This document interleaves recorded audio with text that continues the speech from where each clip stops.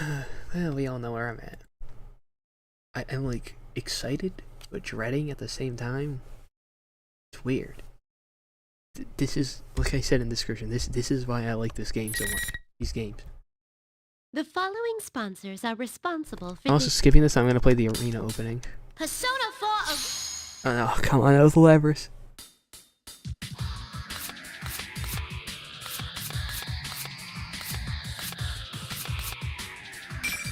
Wait, is this the right one? I think so. Find the correct submenu. No. No. I don't remember. There it is.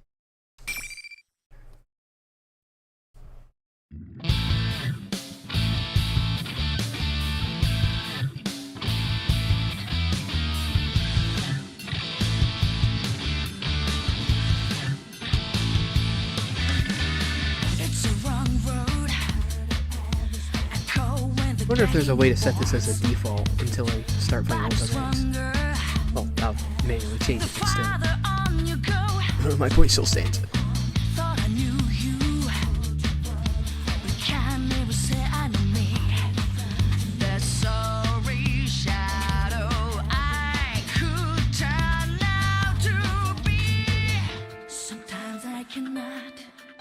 Just can't understand where my head is at. Oh, what my heart is saying. All throughout the struggle, sometimes I feel I can't shake the habit. I just can't wake up. But I know in the end I'll be the chill. 'Cause the road will go with me or without. Make it now. I'll never get over this shot of Teddy. This shot of Teddy and Labrys' accent are two things that I'll never get over.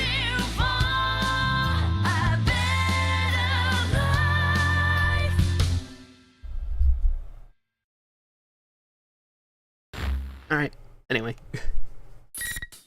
I wonder if that one shot of Labrys is the battle area.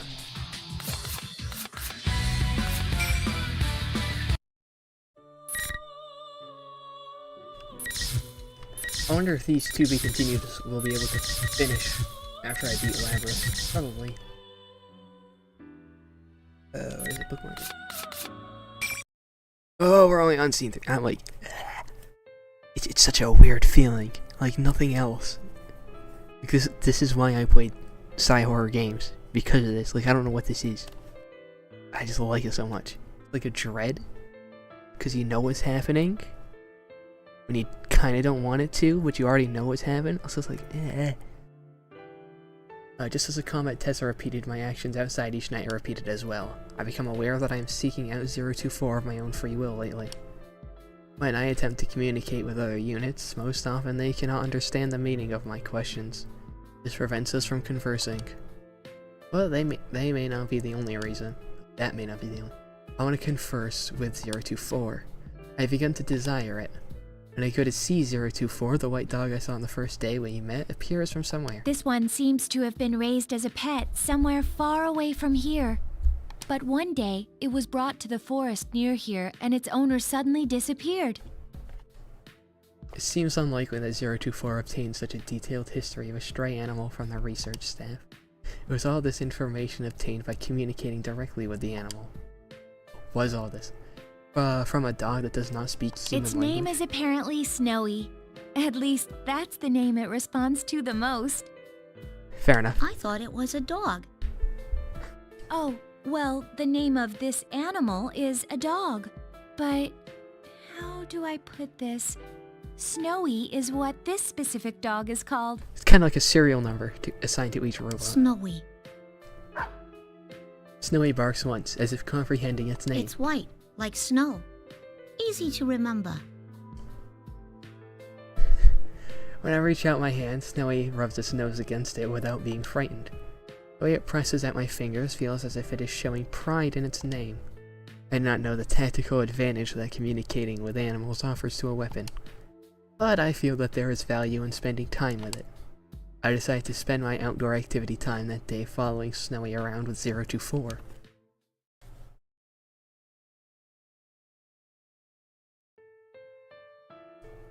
It's outdoor activity time on the next night. When I arrive in the outdoor area, I am listening to a certain sound. I hear this sound intermittently every 4 to 7 seconds. I had wondered about the unknown ambient sound since the first day, but I determined that it wasn't a threat and focused my consciousness on other things. Tonight, I increased my microphone sensitivity to maximum and concentrate on that sound. It's similar to something familiar. I scan my memories until I realize what it is. Is it a heartbeat? It is the sound of oh, it's water. Sound of water. I hear it when the staff use a device to clean their hands and tools. The waveform has some similarities to that. But if the sound is at this volume in such an open space, the volume of water must be higher than a normal supply would allow for. What could it be? I contemplate asking 024. It's a river. It's clear that 024 knows much more than I do. I've been walking in search of 024. Where could 024 be? Spoke number. We go to where we spoke a number of times previously, but 024 is not there. Okay, I think is she dead yet? I don't know. I kind of figured they were gonna have it so Labrys has to kill her, which and this is still bad. This is still sad. Hey, she's in maintenance. He's telling me she's just in maintenance. 024 is also not at the rock where we sat together. Is 024 not here? I quickly discard the possibility.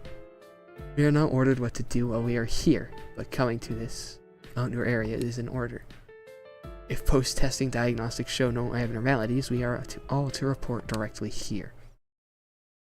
I consider this. There are no abnormalities. I feel a twinge in my chest. It is larger than ever. 024 will be here if there are no abnormalities. What if there were such abnormalities? They went from sad to trap beat. I don't know what this means. Sad piano to trap beat. What mood change is that? What if 024 was damaged during the combat test? Yeah, see? Yeah. Ugh. And sustaining damage is not necessarily the extent of the problem. Could it be... I realize that my arms are trembling slightly. It is not a conscious movement. I cannot make it stop. It is possible that perhaps 024 lost in a combat test and was destroyed. In these circumstances, it would be expected for such a day to come. What if 024? What if she never came here again? Oh, this is where you went. You weren't at the usual spot. Oh, so thank God. I was looking for you. Oh, thank God. Until I heard the voice from behind me, my sensors had stopped accepting input. No sound, no light, nothing. All of them come back online with her voice. I turn around. 024 furrows her brow and looks into my face. What's wrong? The look on your face seemed as if you saw something frightening. My face? My expression? Frightening? Am I scared? Yes. I do not comprehend. I cannot make that judgment. Are you perhaps scared of fighting? Nah, I don't think that's it. It's not scared, we're just... regret? I guess. Regret about fighting? It's an interesting question. It definitely is. I don't think regret is the right word either. Sorrow? No. It's the word I'm looking for. I don't know exactly what that is.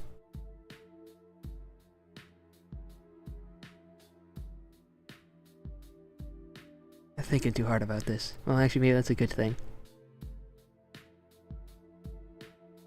Video games. This is... I'm gonna bring out this.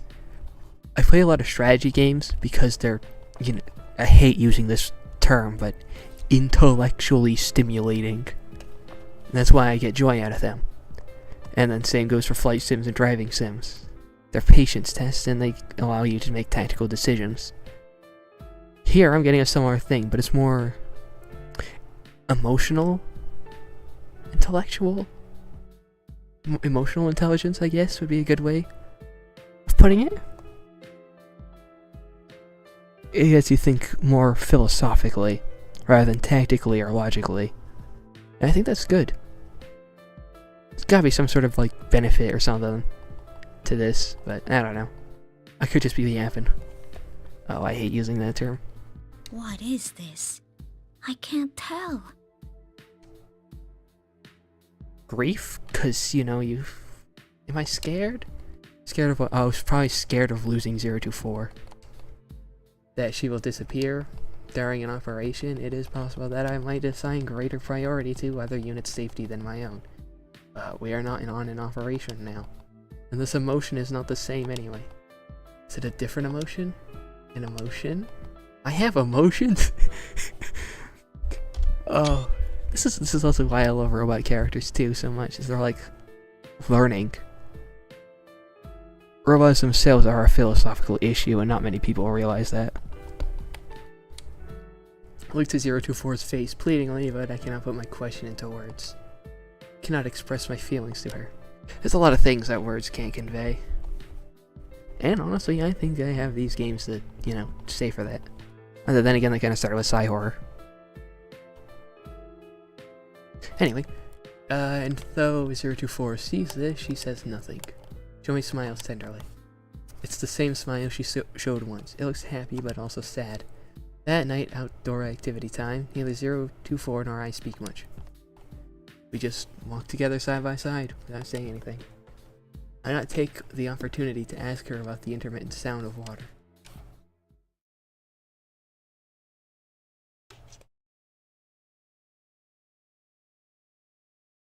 It is the next day. I detect some sort of weight in my chest. I'm aware that there is no physical weight there. It is most likely a psychological phenomenon. Perform a vocabulary search. The idiom of being heavy-hearted applies best. I cannot help but find it amusing. It is a very apt phrase. But what is causing this heavy-heartedness? That I may not be able to see 024 someday? That may be it. Combat. Combat is, like, a lot of times combat is used to, like, desensitize, and it's shown. But here it's resensitizing. Going from being, you know, neutral, not feeling anything, to regret and grief. Which I find very interesting. But I do not think that is all. For the next few days, I spent my time without finding an answer to this question. Each night after the combat test, when it is time for outdoor activities, I seek out 024 first. And each time I confirm her presence, I feel an indescribable sense of relief and rush over to her. We exchanged standard greetings in the first few days, but that practice was eventually discarded. Now there are no special greetings between us. We can understand each other without words. Our eyes and expressions communicate enough. Tonight, I find 024 and rush to her as usual. There are no words, only an exchange of smiles. We begin walking together. Do you remember me asking before if you were scared of fighting? I nod. To tell the truth, I'm scared of it too. Yeah, they're very similar. Her confession is surprising. It is counter to our nature as weapons. Yet for some reason I am not surprised by it. I'm afraid I'll lose and be destroyed, and it's painful for me to make others go through the same ordeal. We may be weapons, but shouldn't we be driven by more than seeking victory? I've been wondering that for a long time. But that's against orders. 024 gives a half-hearted smile. I'm sure things would probably be much simpler if I stopped thinking and just obeyed orders. I mean, we kind of knew from Persona 3 that the Kirito laboratory wasn't exactly humane with the robots, but this, actually, like, seeing it is a whole nother thing. Unfortunately, I finally found it. I found my answer. Her answer to life. No, hold on. I was gonna say something.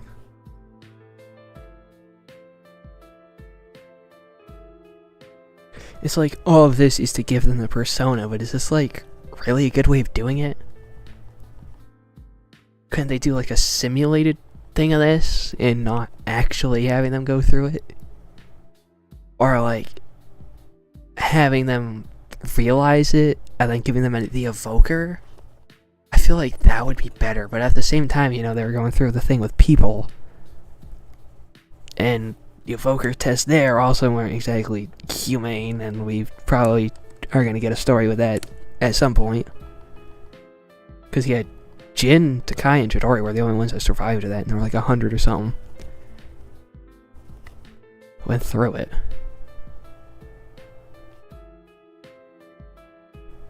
I see what... I can kind of see why Mitsuru had her whole arc with her father, because they both had the same ideas with the company of like being like, this is horrible, we shouldn't do this, but they kept going with it anyway.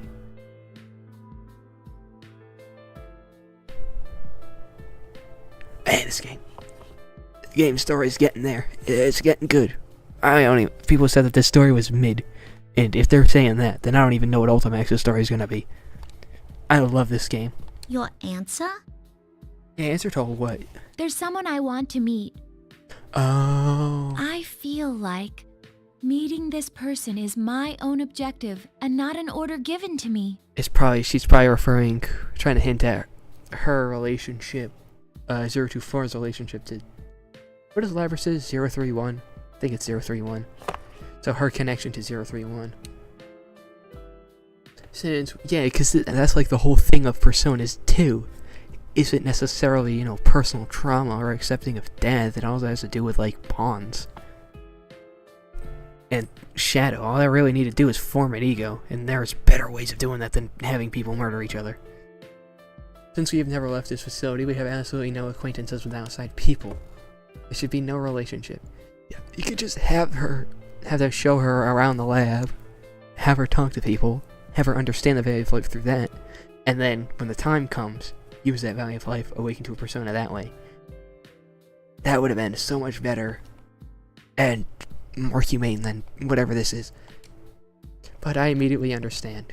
This person she wants to meet is someone on the outside. Not necessarily. I don't know why I thought so. But when I reflect upon that thought, the indescribable wavering within me becomes greater than ever. Ever since I started thinking that I was scared to fight, each day was painful for me. If I'm going to feel this way until the day I lose, I even thought it would be better if I lost on purpose. Yeah, this is kind of like what the result is going to be anyway. The robots are just going to give up. And not get to a persona because they just don't want to go through this anymore. Either that or they're going to shut down 024, which is also possible. But I won't think that anymore. I feel glad now that I exist. That's an interesting take on it. I mean, we're loved after all. Loved? That's right. I repeat that to myself. The word loved. I do not comprehend. When I look at her gaze, her clear eyes seem to be beyond the sky. Her statement seems correct. I feel that this must be something vital. As I watch her try to express something without words, it is hard to believe she is the same unit type as me. It seems more that she is human. You are too, 031, at this point. Why are you telling me this? It's probably because I didn't think anyone but you would understand.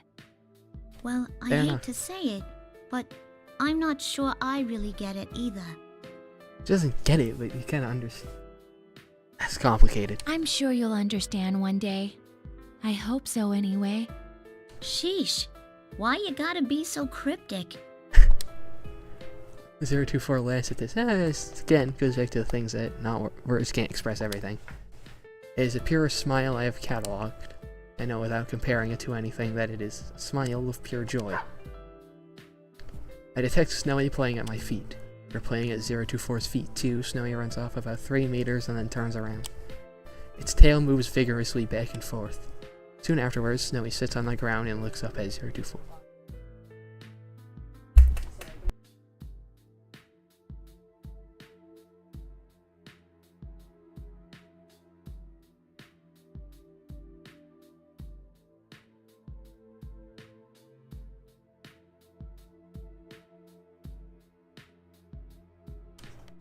I watch 024 crouch and pat its head, thinking about two other things. Things beside defeating the nearest enemy. Hold on. Alright. Fix that a little bit. Why does G-Force recognize OBS as a game? What? Okay. Does that mean I'll boot up like FL Studio and G-Force is gonna be like, oh, look at that game you're playing? My own objective, someone to meet. I still do not fully comprehend. Well, the way she's playing with Snowy tonight looks more fun than ever. Her smile seems very natural. If the answer she discovered is the origin of that smile, I would like to understand it someday too. I can feel that desire budding inside me. Man, this is... Labrys' story is absolutely going to be the longest one, right? Because we're only at scene 4 and we haven't even started combat yet. Which is kind of a good thing. And even when we do get to it, it's probably going to be during the ending stages. Oh no, it's going to be this. This is where she... Can I participate in a combat test? Once again, I claimed victory without destroying my opponent, targeting only her weapons and limbs. I look not to employ the tactic of targeting the weaknesses on their cranial regions. I believe that if they think the same things as I do, they would not wish for their personality modules to cease functioning. Though, even if I do not destroy them, the research staff will remove their plumes of dust. Either way, their functions will be suspended. My actions are difficult to justify, but I feel that suspension through destruction is not a suitable end for them. That is what I think when I rationalize it by applying the criteria to myself. I do not think anyone would want their consciousness to be terminated by those like them. Yeah. That's an interesting way of putting it. Terminating their consciousness. What is that motif? That sounds like the P4AU opening. What motif is that? I've heard that motif before, but I don't know what it is. Anyways, I find myself more conscious of the damage I sustain and my efficiency in combat than ever. Depending on my results, I may eventually be ordered to destroy them. To prevent that from happening, I must continue fielding favorable results. It becomes easy to continue fighting with that objective in mind. That is becoming my new objective. I am theoretically being tested on destroying my opponents, but I have begun fighting so that way they will not be destroyed. Paradoxically, this has caused my results to improve. Could this be considered going against orders? My strike shatters the servos on the opponent's pivot leg. He falls to the ground, unable to stay upright. Her weapon has already been destroyed. She should be incapable of resisting now. But the buzzer signaling the end of the test does not sound. I wonder why I hear a grating metallic sound from the opponent. She moves on to me with her one good arm and leg. What's the matter, number 031? Hurry up and terminate the target. I do not know what to do. My opponent is acting contrary to her own safety. Granted, this is the only action left to her, whether she will destroy herself before inflicting any damage to me. Is this 024? Probably not. That puts one's life at risk like that. Putting one's life at risk? What am I saying? We are weapons. They exist to obey orders. We cannot prioritize our self-preservation without a change in those orders. Well, not really, because the whole point of this is to test and grow the personality modules. So is it really, you know, obeying orders or disobeying orders? That's complicated. It kind of goes back to the curator laboratory being, you know, I guess you would say inhumane. That's complicated. That is why she was just challenging me to a fight. Too soon to allow for her circuits and servos burn out when she becomes incapable of action. She grapples with me and I put my hand to her neck and squeeze. That's my grip strength limiters to 70% at maximum. Responded, yeah, sound. After this, I sense the main lines of the bridge and unit snap in half inside the soft structure. Movement stops. Yeah, indicating loss of consciousness and reflection in her optic inputs. They have lost their focus and look like black holes. Gasp. Face I see reflected in them is not expressionless. How should this expression be classified? I've seen it sometimes when 024 smiles. It indicates sadness. Buzzer signaling the test's end finally rings.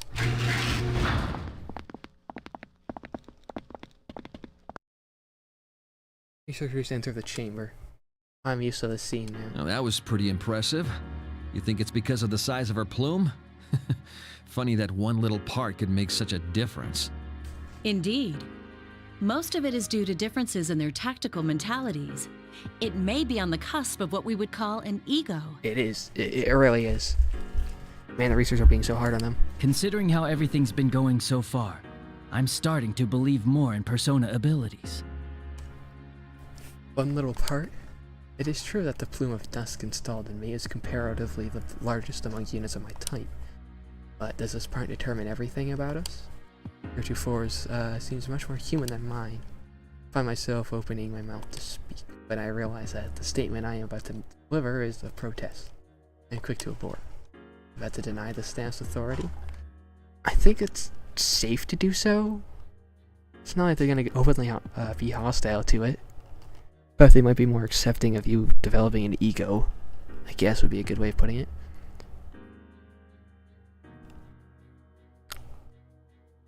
Robot psychology. Yeah, it's something. You speak to me, my confusion seems to have gone unnoticed. Well done, unit number 031. That was an impressive display of destruction. Plus you cleanly severed its transmitter, leaving the plume of dusk unharmed. That's certainly ending things on a high note. Ending things on a high note? An act of destruction is a high note? The researchers look at each other while holding the petri dish with a bluish-white plate-like object. And it says this is the one. All right, number 031. As of today, the test battles are finished. Huh? It's over? Well, that's good. Okay, maybe she won't have to murder the other 24. Couldn't help questioning the unexpected statement. All the results indicate that you have the very highest performance out of all the units of your model. I'd say we can go ahead and earmark unit number 031 to be the base for developing the 5th generation. Fair enough. The base? It means that you're the winner. The combat tests are over. Will I no longer be required to fight? A strangely intense sensation of relief fills me. It is not because I won and earned some kind of reward. If the tests have ended, those of my unit type that are not yet destroyed can escape that fate. Interesting. Seems that I was reluctant to destroy them after all. Priorities have become inverted. Yet I am so happy that I smile. Researchers notice this expression as well and smile back. Okay, we're going to begin the usual review of the feedback. So come over here.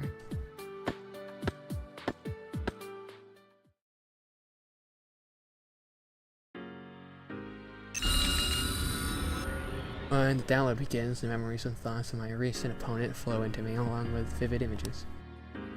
Sifting through battle data has become a routine I have repeated so often that I'm barely conscious of it now. Peruse the non-combat memories he preserved. It is the landscape of the outdoor area again.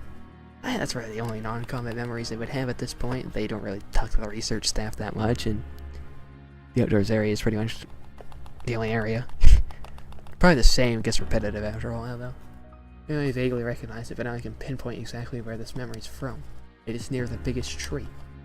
Memories of the flowers. There are images of a small shoot, budding plant, and a blossoming flower. Must have had an interest in the concept of growth. For we machines, the growth of an individual is an unknown concept. But one of us took an interest where I had only seen it as part of the landscape. It seems that she too had her own thoughts unrelated to our orders and battle performance. Simply did not show it. But 024 said. Was that 024? My own objective and not an order given to me. Twinge in my chest returns. I'll make sure to hold tight to your memories. What? This was the thought that formed in my mind. Oh, he's talking about the destroyed robot.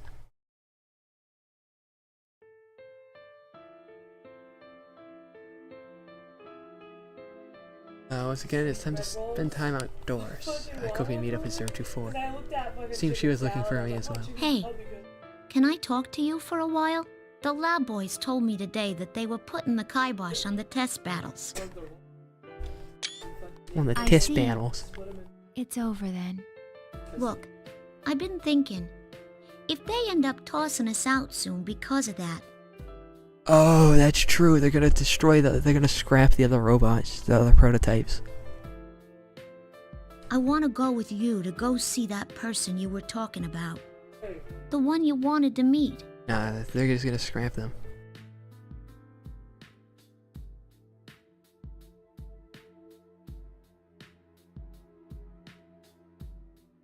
I might even put in a formal request about it to the lab boys.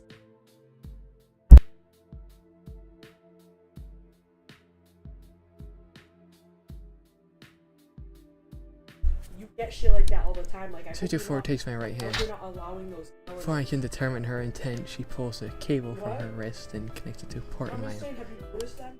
She looks at my face in silence. Yeah. Yeah, 024 knows. That's so bad. Thinking that she wants to confirm that the tests are in fact over, I nod. But the data that transfers is from her to me. Packets that flow through the cable form a single, very small archive file. If you are still safe when everything is over, open this file. 024 removes the cable but keeps hold of my hand. What do you mean, when everything is over? How come I can't look at it now? If I had to answer, I would say because it wouldn't be fair. Fair? Smiles and does not answer. It is that same unsure expression. It is a smile, but there is sadness in it. It would be wonderful if I could go with you to see her. Her. So this person you're looking forward to meeting is a girl? Oh, wait, 031, she's talking about you. 024 nods But it's slowly. strange. Even though my wish may not come true, I still feel satisfied for some reason. How bizarre. It's a fervent wish of mine, too. She looks towards the sky and smiles faintly. This time, it contains more than sadness. There are too many emotions for me to parse, all reflected in that one expression. I believe in you. I can tell you this because I trust you. Maybe that's why I feel so at peace. Huh? Yeah, she knows. She knows she's getting scrapped and won't be able to leave. Maybe this is what it is to feel alive. Does that mean that 031's gonna run away? Actually, we did kind of hear that from her shadow. Does that mean that 024 is gonna become the base instead? She runs away? Maybe? Hard to tell. Alive. Has happened again. I comprehend the meaning of the word, yet I feel lost. Okay, hold on. Check OBS real quick. Everything looks like... I look at the sky and attempt to follow her gaze. There's nothing there to hint at her meaning, but I still wanted to get closer to her. Wishes for me to understand. We grant her wish. Then on, we spend our time looking up at the sky in silence. Eventually, the signal that time is up reaches our ears. That is when I notice that the moon has appeared from behind the laboratory buildings. I see. I thought that the light emanating from the plumes of dust reminded me of something. I now know what it is. It is very similar to the light from the moon in the night sky. Where's the booklet? Scene 5.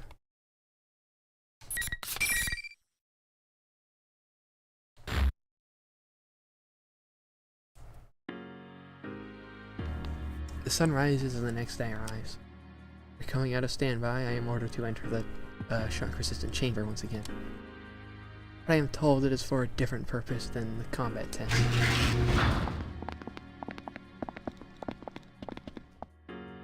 Soon afterwards, the 3 researchers who supervise the feedback downloads appear. Sounds like it's decided. We'll discontinue use of the name Unit Number 031. Oh, this is where her name gets applied. Generation 5 Labrys will be this unit's new name. Labrys. That's your name. The official one's much longer. Generation 5 Anti-Shadow... He doesn't even know. 5th generation anti-shadow suppression weapon Labrys. How hard is that to remember? I mean, that's pretty much the goal of the research. It is not that hard to remember. Labrys. Designation by a name that is not a number. I never questioned being called 031 until now. Nothing about it seemed awkward. I mean, yeah, it's programming to just kind of accept it. Well, like, sooner than that. But I wonder why. I am happy now to have acquired a name. Even if my designation changes, it will not have a concrete effect on my abilities.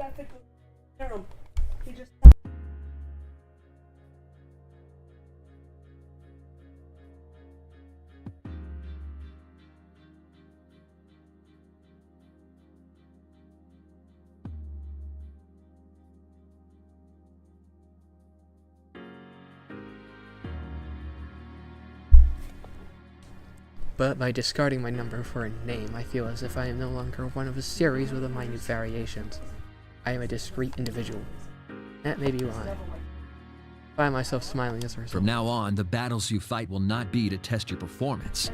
They'll be geared toward drawing out a persona. Oh no, so they thought that...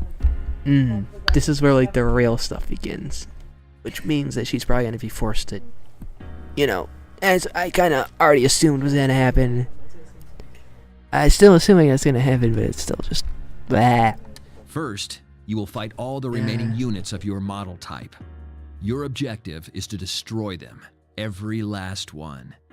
Huh? Yeah, I figured.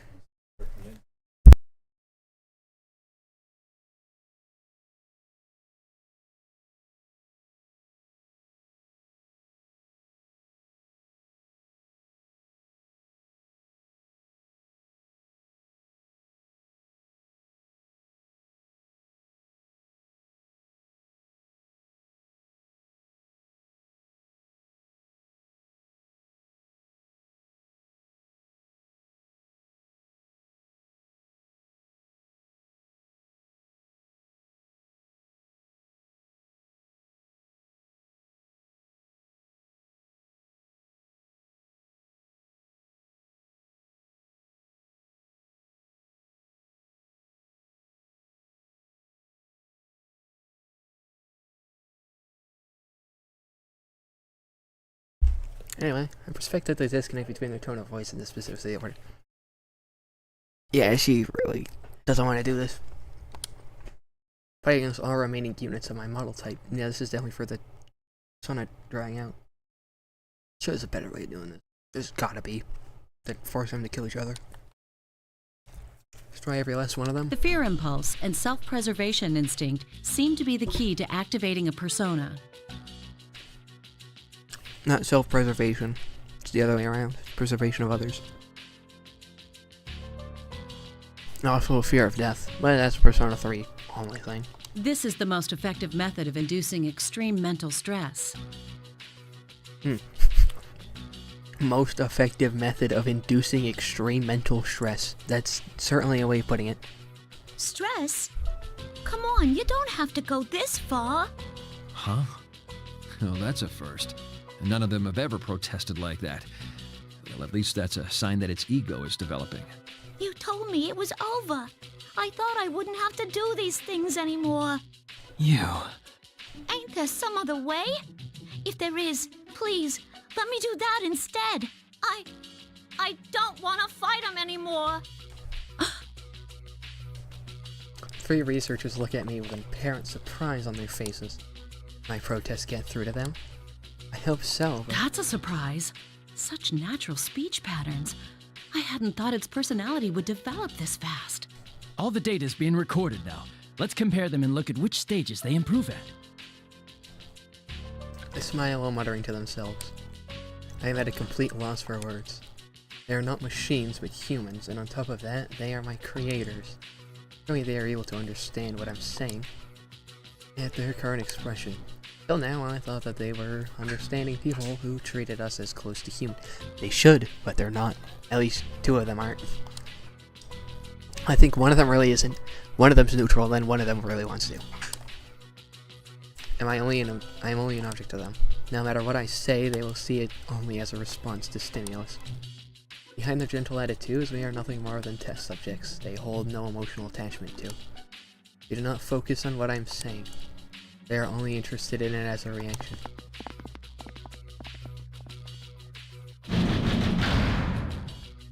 I absorb my stunned silence and hastily leave the chamber. The figures are hidden behind the hatch. Soon, with a terrible low-pitched sound, the latch on the other side begins to open, right where the opponents come through. I'll be forced to fight against today and then the days to come. I must continue to destroy my opponents each time. I cannot find the words I want to say, so I turn my head towards the hatch. But what I see there truly leaves me without a loss for words. It's 024, isn't it? No. The opponent emerges from the hatch as 024. There is no smile or sadness on her face. She's quietly standing there, expressionless. Her sits in the chamber while gazing at And my go face. into the back. Maybe, like, out of the- Hatch slowly closes behind her. No. Why?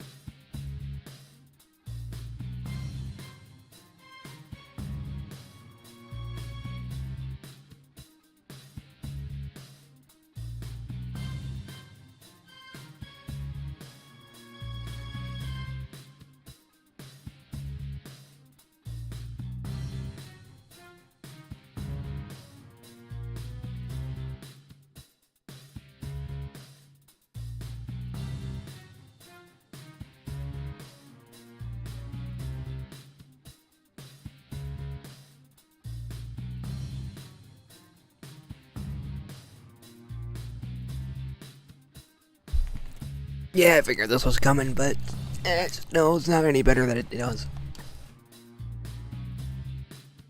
Even I do not know what the question is addressed to.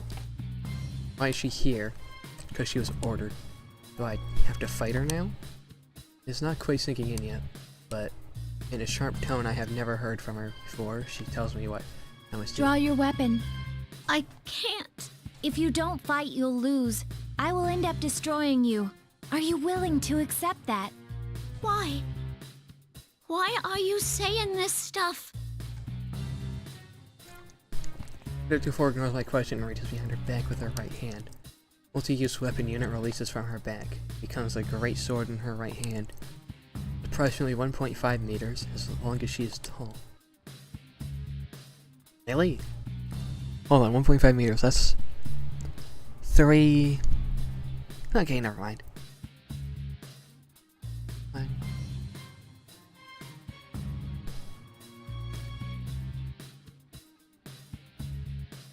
That can't be right. Maybe. I'm thinking too hard about this.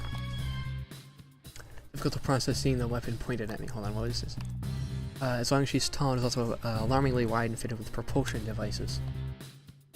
If you fear being destroyed, if you have a heart capable of fear, then there's no need to hesitate. The heart isn't. Her consciousness doesn't want to fight. It's kind of.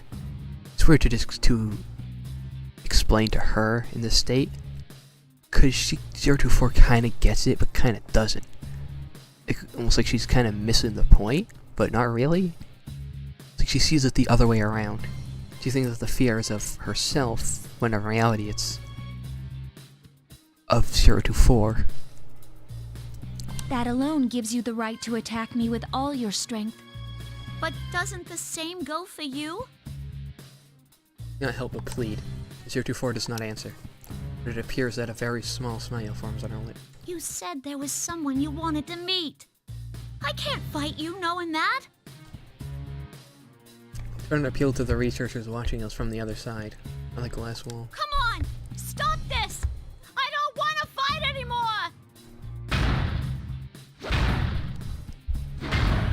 press against the transparent wall and continuously strike it with my fist. Though my safety limiters are disabled, it must be coated with something. Cannot even scratch it. The researchers standing on the other side are completely expressionless, as if they are machines themselves. I beg and plead, but they do not respond. Only there wasn't this clear glass wall between us. I'm so frustrated. Why? And hear 024 speak up weakly behind me. Only one of us can exit this chamber. Huh? They never told you, since you were strong enough, that battles never lasted very long. But that's the rule of this place. The only time the door leading beyond that transparent wall opens is when one of us is considered unable to fight. From the start, this whole setup never took our feelings into account. That's kind of like the flaw with this, is that they're trying to draw out the persona, but they're not taking account to the feelings, which is kind of contradictory. I can say nothing. I see from her words what atrocious battles were forced upon her. But talking like this is a waste of time. I can see I won't spur you into fighting with just words alone. When she finishes, 024 leaps in the air, swinging her sword at me. Quickly jump back and barely dodge the attack. I can FCG. Sword slashes the space where I'd been at a speed that could have killed me. Tip grazes the chamber floor, red sparks fly. She is serious. Finally sinks in. I jump away to put distance between us. I don't intend to meekly accept my destruction. I have my own goal, after all. Now, fight me. I have no choice but to fight. I don't even know what to say of this. Like, we all saw it coming. We all knew this didn't happen, but still, it's rough. Thought crosses my mind. In terms of basic combat strength, mine is probably higher.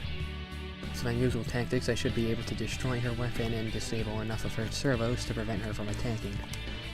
The Force ego is without a doubt more highly developed than mine. It must be of value to the researchers. If I can render her incapable of acting, I may be able to avoid the order to destroy her when she is down. Decided to bet on that possibility. Shift my priorities and fight back with all my strength. Cannot do this empty-handed. I remove my own multifunction weapon from my back and gave it into a battle axe. That's right, it's always a battle axe for her. Pains me to do this, but it's the only way. Hell 024's persistent sword strikes and go for a counter. And for the great sword's clasp with my battle axe. After a number of hits, it shatters. Next target is the transmission system for her shoulder and knee joints. In terms of output and movement itself, I detect various differences between us. Amongst those of my unit type, I awakened the latest.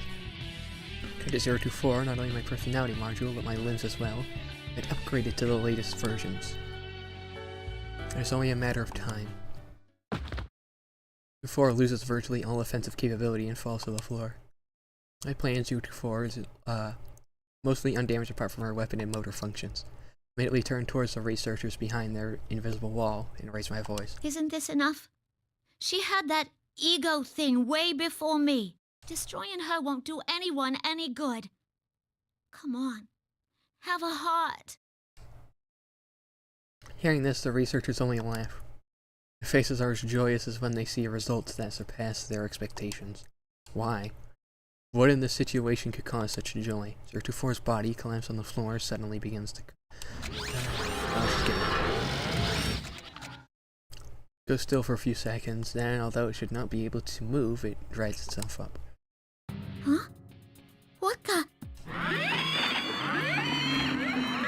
By operating pure on control at this point. Pleasant metallic sounds are coming from all over her body. It indicates that she is undergoing unreasonable stress. Still, no expression appears on her face. Cold, doll-like void, similar in appearance to a newly activated unit. They probably deactivated something. So as soon as I look up at her, she would never make a face like this on her own. What did you do to her? It'll be coming at you with everything it has now. You better not hold back either. Number 024 had an excellent record against others of its model. Even you might have a hard time beating this one, Labrys.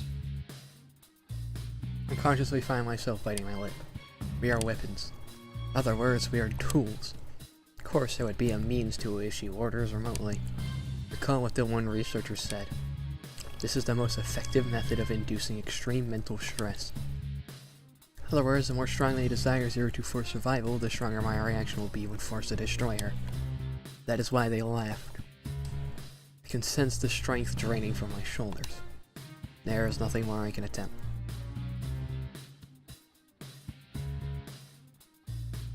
I just forgot what this track is called. It's used when it's not unavoidable battle, it's the other one. Yeah, whatever. All I can do is end her. Is this a cutscene? We're getting a full cutscene of this? No, we're not. We're just gonna transfer to CG, isn't it? Nope.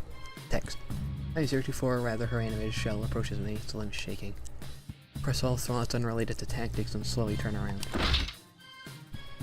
Guko's interposition is controlled by someone else and writing my weapon. Dots. More dots. Oh, you're getting a cutscene. Oh, I figured this was happening. Oh, and she's going through an Igus too.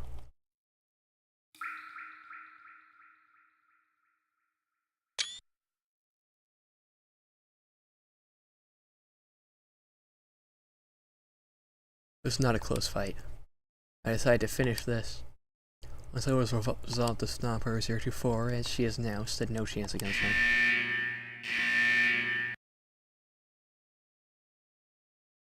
Fall to my knees next to 024, her limbs have been shattered. She will never rise again. Processes are overloaded with things I cannot understand. This final processing has all slowed. 024's face is turned to the ceiling. Are you not gonna look at me anymore? You're not gonna smile again? Victor to respond as 024's face moves slightly. Stare at her without knowing how to react. Turns a gaze to me and smiles. I'm sorry to leave you alone. I leave the rest to you. That's the last word she spoke. I can't believe this. The smile on her dead face. She's smiling at the one who destroyed her and robbed her of her dream. At once, everything hits me in a torrent of emotion and data. Emotion and data. I've lost her. I did it. I took everything from her. Vision begins to fade. My thoughts go with it. Cannot determine whether the lights are actually dimming or if that is only my perception. It's too much to handle. This is probably where she runs away, right? Rests to the ground helplessly like a crumbling statue.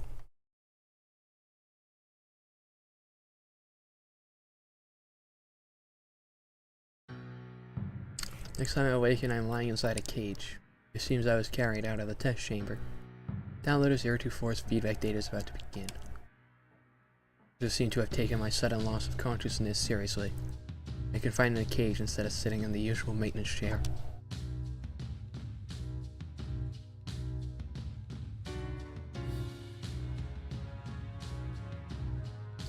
I kept repeating the word interesting.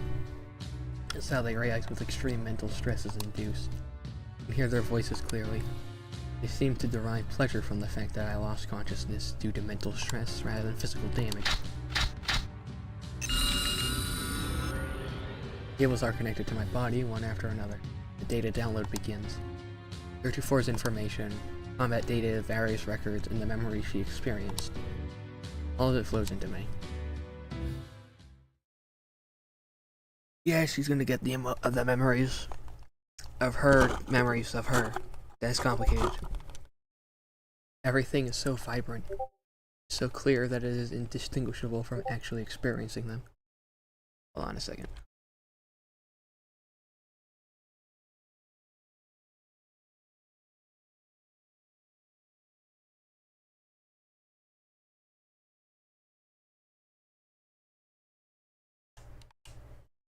The first time I have received memories with such vivid images. Probably because her consciousness was more developed. They're linked to records of the emotions she felt in her. Oh yeah, I guess was saying that in P3, she was able to, like, that was kind of like the advantages she had over a basic machine and human. So she can, her memories include not just the data, but also the emotions. She's able to save those. I remember that. That's like a very obscure, random thing. They are so strongly linked that my screening protocols cannot distinguish them from human thought.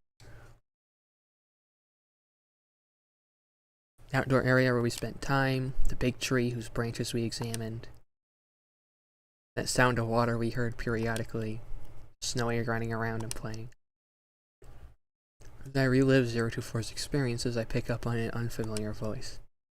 There's no associated image data. Only the voice can be heard. Female voice.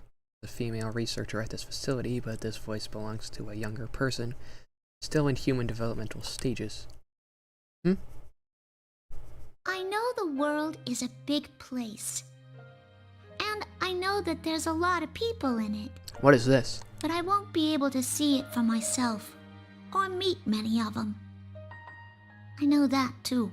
Is this what she gave to Labrys? That one file? I'm too weak for that. Her speech is different from the researchers and those of my unit type. It is very similar to my own speech output. Thinking about it has made me sad more than once. But I didn't want to do nothing and be left with regrets. The 4-year-old Boston accent is way too funny to me, I'm sorry. That was when my mom and dad looked into some options. And we decided to go with this experiment. This is kind of like an imagination thing. That the other unit developed like a sort of imagination, and she's getting the memories of that. If even This a is kinda like what sick she girl like put- me could make herself useful to others in this world, I thought I ought to go for it. It's kind of like what she put for like Labrys' backstory or something like that, along those lines. Like a make-believe thing. Could this be? I know only that she is female. She is in a situation where her condition prevents her from moving freely. Seems that instead of lamenting that fact, she has decided to volunteer for an experiment of some kind. Where does 024 hear this voice? What is this? This is interesting. Did she know this person? I could ask her, but that is no longer possible.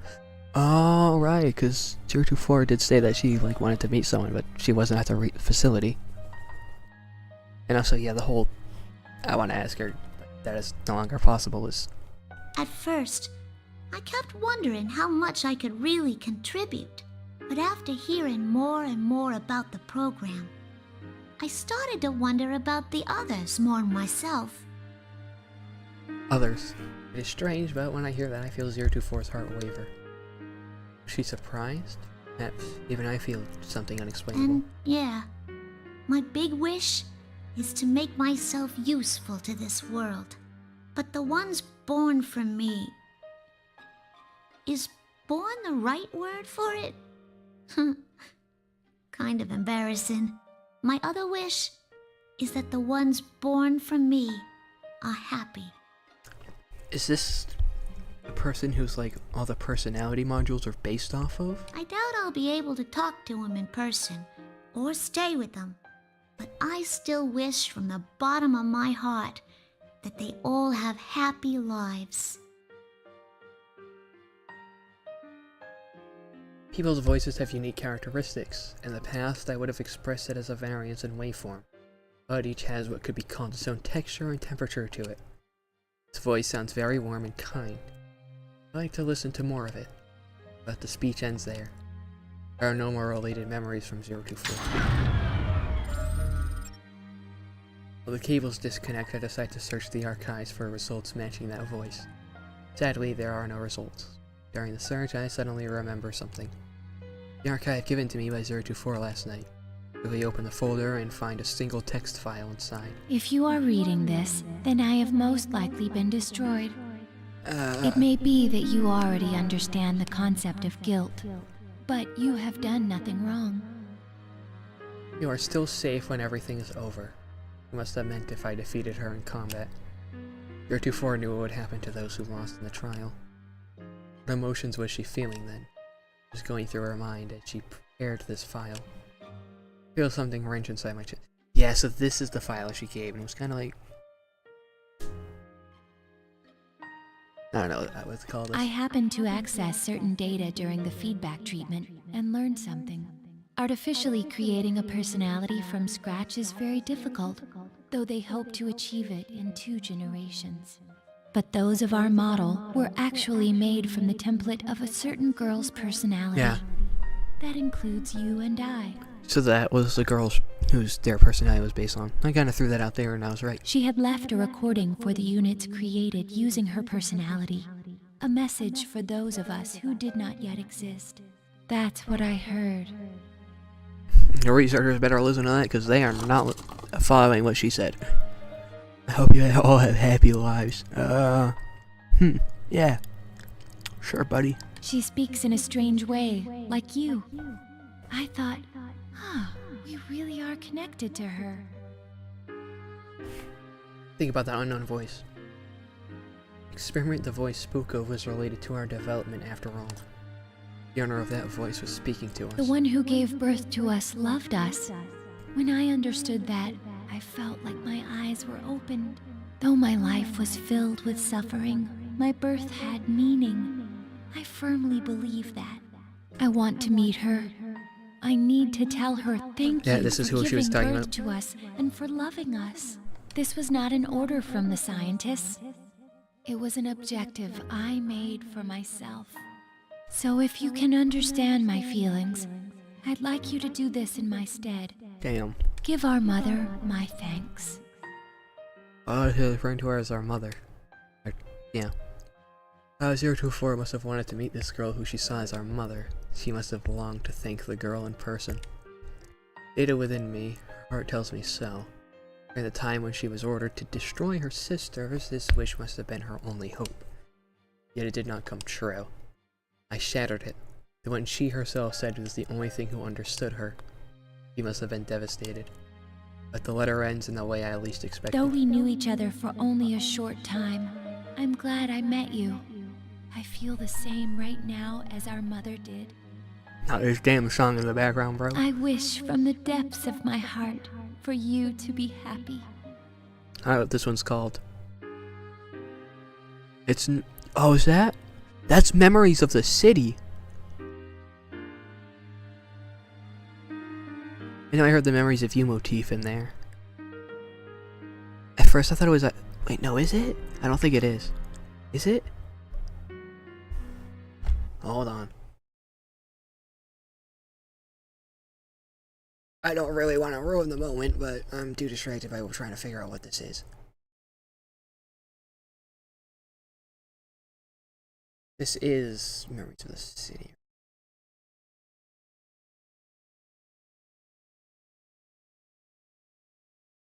No, it's not. Is it Memories from 10 years ago? No. No, it's not. Is it Living with Determination? It might be. It's Living with Determination. There's so many sad songs in Persona 3. It's hard to... Which sad song is this?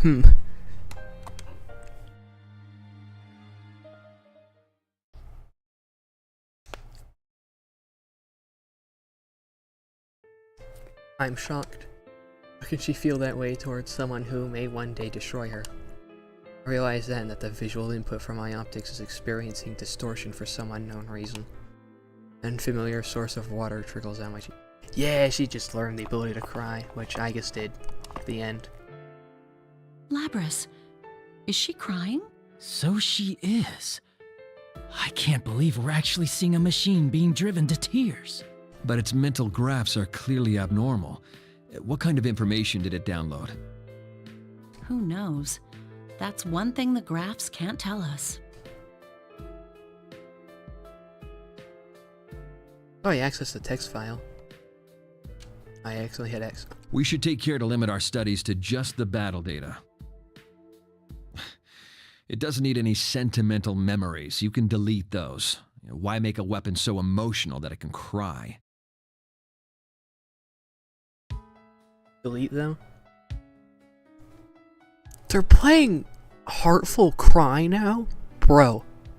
Ain't no way you're gonna whip out Augustus' theme song during this. Is she about to pop off? Something roars within me. It drowns out the feelings for 024 and our mother that filled my heart. Delete! Like hell you're deleting my memories! Under no... Yeah, she is. Yeah, this is where she runs. Those circumstances will allow what 024 left me to be deleted for their convenience. I will not forgive this selfishness. We have been treated callously by the researchers. Yeah, she's finally recognizing what's happening. They gave us hearts, yet made us destroy those of our unit type as enemies. We killed our sisters at their command. We refused, our desires were overridden, and we became their puppets. The wishes of the girl who desired our happiness were not taken into consideration. Now even the few memories of 024, my sisters, and I have accumulated are about to be erased like trash. Though their aim is to develop our ego, they find it inconvenient for us to have real hearts. These feelings within me may be erased, perhaps too my heart itself. If that happens, will I resume killing my sisters without hesitation?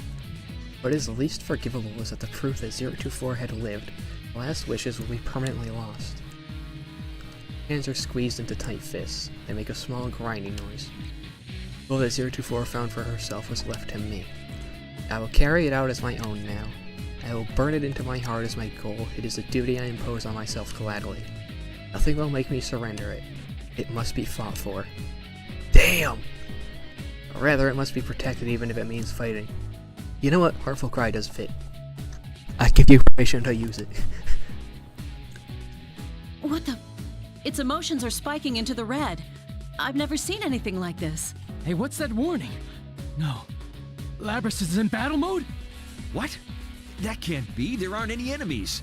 We're the only ones here. I'm able to release all of my limiters despite being inside the cage. The researchers monitoring me on their tablet PCs seem perplexed and alarmed by this. They should be. They are witnessing an override of the principle of non-aggression towards humans. They are flustered and too panicked to speak clearly as they have announced that an emergency has occurred. One of them steps away from the cage I am in and reaches for a switch with a warning labels around it. Suddenly, restraints appear to bind my limbs. Are you saying those mental fluctuations were enough to override the OS's restrictions? That plume's playing pranks on us.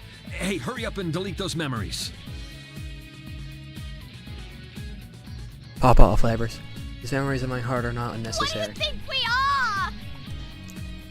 Something I have not felt until now. A sensation like heat spreads throughout my body. A trembling, burning wave rises. Soon afterwards, I realize that this is an emotion. There is a name for this feeling. Anger is anger. I rear out all my strength into my restrained limbs. The restraints are designed to withstand up to twice our calculated maximum output. Trying to escape is therefore logically doomed to failure. Even so, I continue to muster my strength.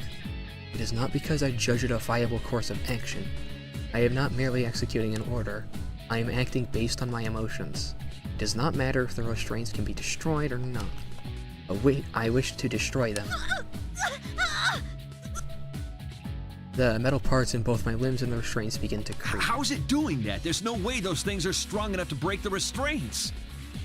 It's outputting over 220% of its theoretical strength limit, even though its joint actuators are operating at only 70% capacity. That's not possible. That doesn't even make any sense. What's driving this thing? I'm not gonna let you take those memories. I made her a promise. Next moment, a rupturing sound like a small explosion shakes the entire room. Heavy metallic bands restraining my arms and legs shatter. Jump out of the cage and run towards the open door. I must escape from here. I have to get out and see the girl who loved us, though we were not yet created. Fulfill 024's wish, which has now become mine. I enter the hallway connected to the outdoor area. I am met with barricades and heavy artillery. Oh, Mom! I ain't even got any projectile weapons! Sister units and I have never been equipped with firearms. I call it being due to the concerns over a unit's mentality affecting the accuracy of its aim. Instead, we were given short-range weaponry, a chain arm and other implements in my case, but they are not sufficient to deal with the range of firearms. However, I do have a countermeasure.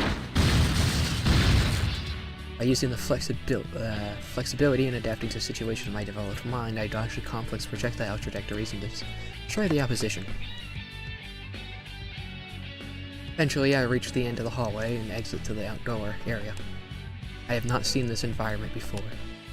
The trees are the same species as those that grow near the facility. These specimens are much larger. Where am I? Question did not cross my mind until now. Where am I? Where are we? I cannot use the GPS that should be installed in me. Seems the research facility blocks GPS signals outside of its walls.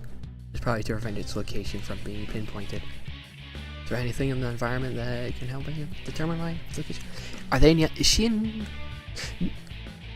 She's either in Yakushima or Tatsumi. I'm assuming that this is Yakushima because it's forest. Yeah, we didn't really get to see the city skyline, so yeah, this isn't even the laboratory that blows up. That's the other one that I guess was from. That's complicated. The blue sky that I'm seeing for the first time is stunning, but irrelevant. Then I notice a periodic sound of liquid in the distance. That is the sound of the ocean. Yeah, she's in Yakushima. Answer came easily to mind, which means she's kind of stuck. Does that mean she's gonna jump in the DP? Awaken to a persona? There's like 8 things that could happen here. Wait, no, it wouldn't be that. It would be the Dark Hour.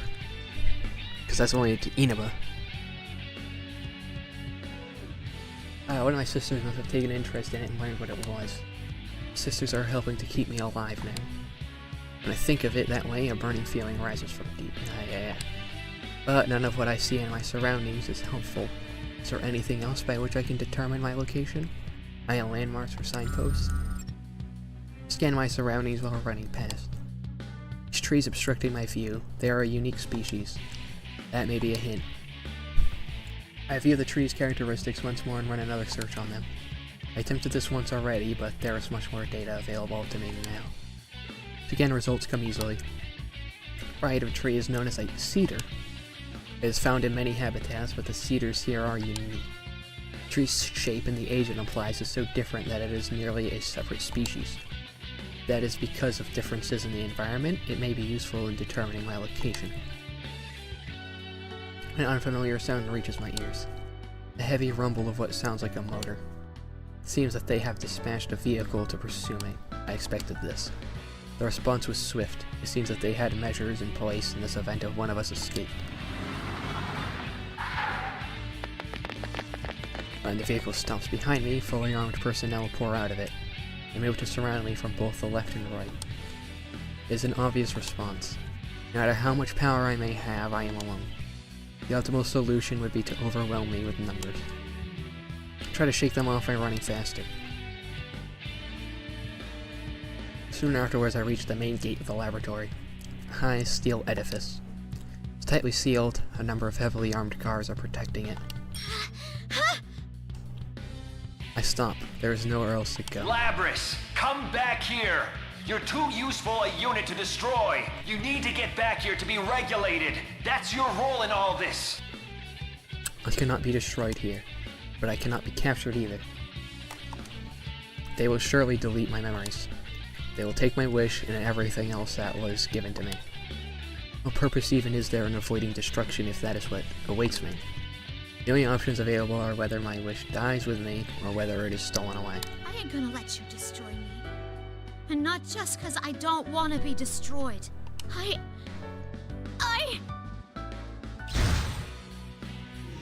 there a persona? The moment I focus my concentration to remove the limiters on my onboard weaponry, there's an unknown strength. Actually, afterwards, something that cannot be quantified fills in the surroundings area. Huh? What the? This is their persona. The pursuit vehicle suddenly stops. The research staff gets off, one after another, shocked. This reading!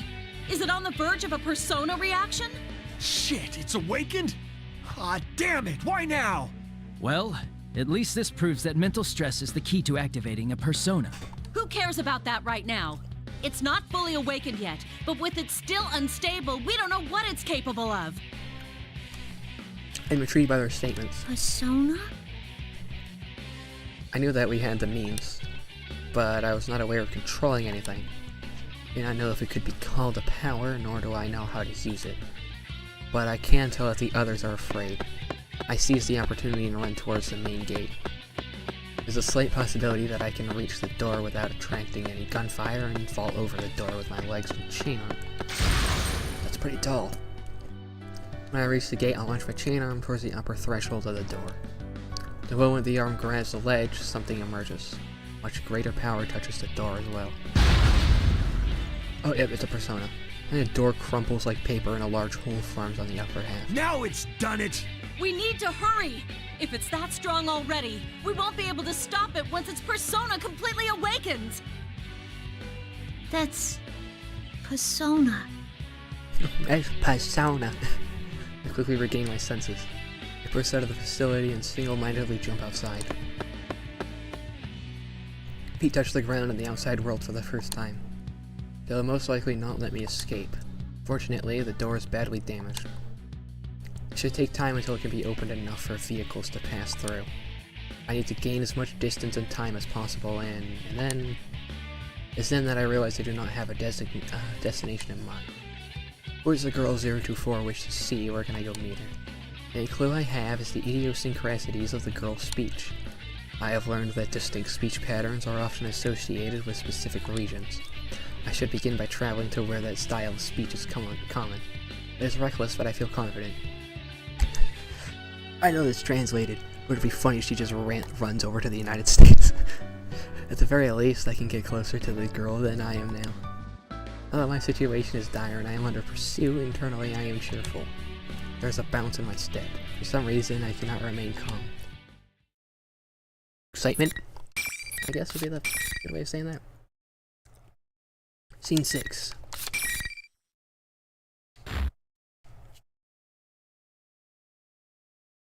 Just then, 5 meters ahead, something white and fluffy crosses my path. Is it snowy? It is snowy! Oh, come on! Forgot this one. Oh, this is because I will protect you. Yeah, I notice his main approaches.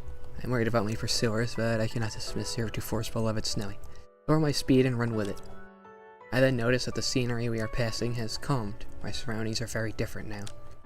The blue sky that was previously obstructed by the trees is now clearly visible. Green grass is shining vibrantly in the light of the sun. And there is a deeper blue than the sky ahead. Many lines of light run across. It's the ocean. Is that the ocean? Yeah, you're kind of stuck on an island. Just kind of not great. It barks as if in answer. I feel like it is saying, that's right. Did not previously comprehend Snowy. I have an interest in trying. Now I can grasp what Snowy is saying as if I could speak its own language. That it feels happy to be able to run with me. The 024 is inside me. Now we were forced apart, she certainly left me many things. Oh, is she gonna meet Goromaru? Be able to translate him? That'd be interesting. Only her wish, but her other things as well. Well, I'll find her come hella high water. Are you with me, Snowy? Snowy barks energetically. I respond with thanks and a smile. 024 and Snowy are encouraging me. Though I do not have any clues, I will find her, no matter what happens or how long it takes. Search my current location once more. I am further from the research facility. I can use my GPS to triangulate my position. Is she waterproof? But on seeing the results, I cannot help but stop running. Snowy stomps a little further ahead and then returns to me. Current location is Yakushima within the Kagoshima Prefecture. There's a remote island far from shore. Yup. No. The island's perimeter is only 132 kilometers. In such a limited area, it will be a matter of time before a full-scale manhunt apprehends me. Research facility must have been built on an island in anticipation of such situations. Even if someone were to escape the facility, the island's geography will contain them. It is essentially a natural prison. I do not want to believe it, but my hope was meticulously strangled before it was born. However, I cannot wait here to be captured.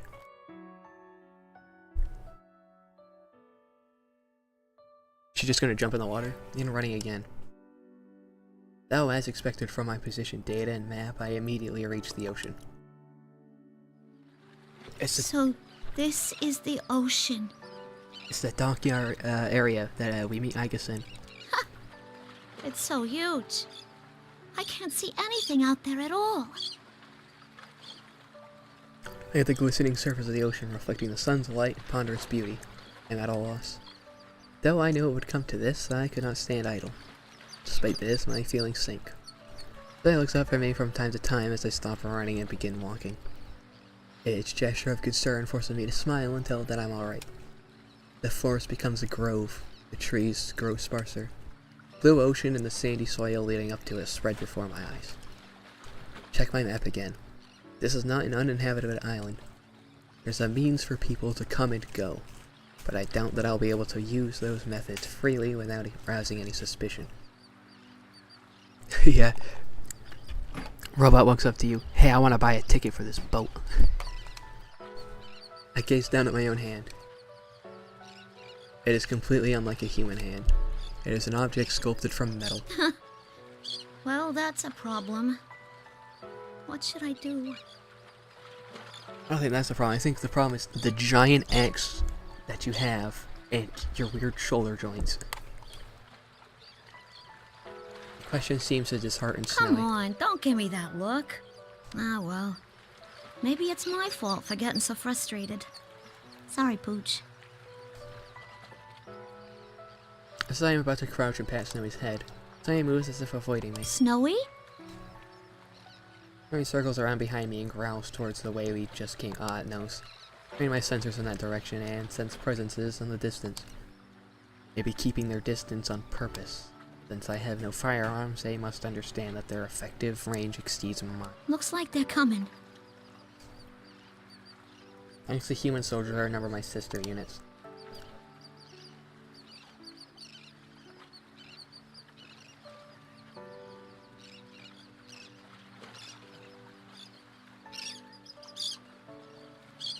Is it possible that I can convince them not to fight me? I dismiss the idea as hopeless. Though they may have awakened to their ego after my escape, they will be under their commander's control. Even if that is not the case, they may think that their orders are absolute, just as I once did.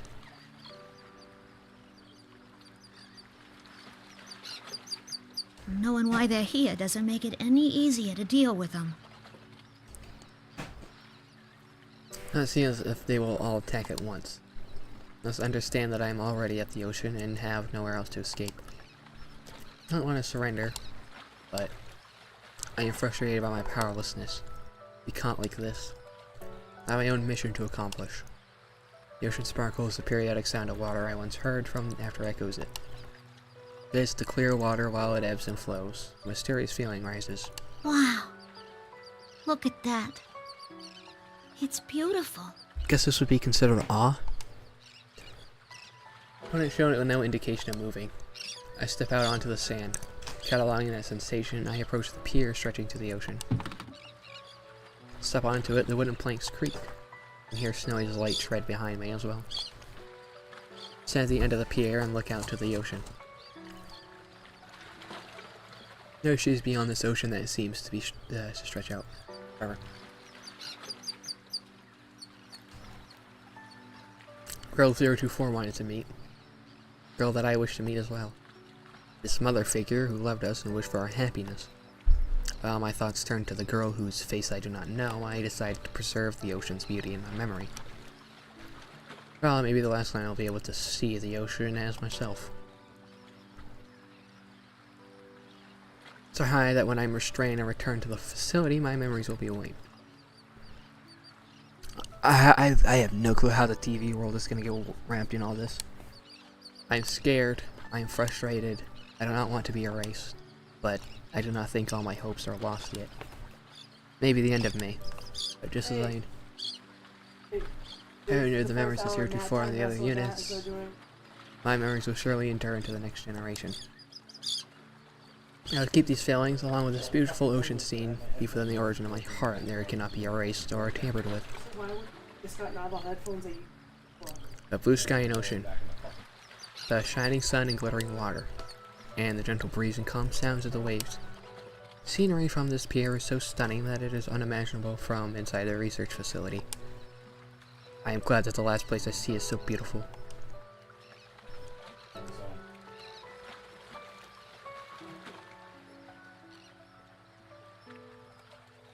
Ocean before me, I speak to any future sisters that I have yet to meet. Might be called a type of prayer. To all the ones I'll never meet, but will receive my memories. Oceans race out of my thoughts. I can now find the right words to There's say. so much I want to say to you that I don't know where to start. Close my eyes again and calm my heart. My descendants, whom I will probably never meet. They are fine, someone precious to you, as I did with 024, and wish to meet them. May you meet them here. May you go beyond this pier to places I could not. I just pray from the bottom of my heart that everyone can find happiness. As long as that happens, I don't mind if I... Even though my wish may not come true, I'm still satisfied if I can entrust it to someone I believe in. Isn't that a quote from 024? 024 said something along those lines. Yeah. Could this be it? It rubs against my leg. Is it a warning for me to be cautious of my pursuers who have arrived and are coming closer? Or does it only want me to pet it? Look closely and realize that it is the latter. Must be worried. Crouch down and scratch his head. Hey, Snowy. You think this is what it means to feel alive? Snowy looks at me while wagging his tail. Pick up Snowy and gently hug it. I think Labrys might be more developed than Igus is at this point. Which is surprising. But then again, Igus had a lot of, like, you know, back and forth emotionally, so it kind of makes sense. A lot of regrets, so yeah, it kind of makes sense. Labrys just wants to run. Snowy shows no signs of resistance and allows me to do so. My pursuers are closing in now, but I will not run anymore. It is true that I'm still frustrated, but it is strange. I'm also satisfied. Snowy licks my cheek. Thanks. I'll be okay now. Things are about to get hairy, so you should hurry and get out of here. Let Snowy go, but it does not leave me. Oh, come on. If you don't go, it'll make things hard on me. Okay? Snowy should stay with her. She'll probably be able to use it as like, use the dog as like a proof of existence, I guess. So it looks at my face for a while. Eventually, it droops its head and walks off. Then it looks back several times, but it soon disappears into the tall grass. Leaf is cut short by 5 armed humans pointing their guns at me. I have no intention of resisting. Smile at them. That was only for a short while I lived. I felt the happiness of passing down my wish. It was only for a brief moment in time, but I may have granted the wish of the girl who is our mother. Fair enough. I allowed myself to be restrained without resistance. They take me back to the laboratory. So absorbed in my escape attempt that I did not notice the severe damage I inflicted upon the facility. Seems that the delicate machinery used to tamper with my memories is in no condition to be used. Damn it! Look at this mess! Going after humans? Oh, I bet the girl they used as a template for this model was a snotty brat too. Even if we delete its memories, it'll be too dangerous to keep using this unit. It didn't go after the humans. There are so many things about it I want to research, though. It's not worth the risks. The 5th generation anti-shadow suppression weapon will be sealed indefinitely once it's fully restrained again. Ah, that's why they sealed it. That makes sense. The voice is the last thing I hear before my consciousness is cut off.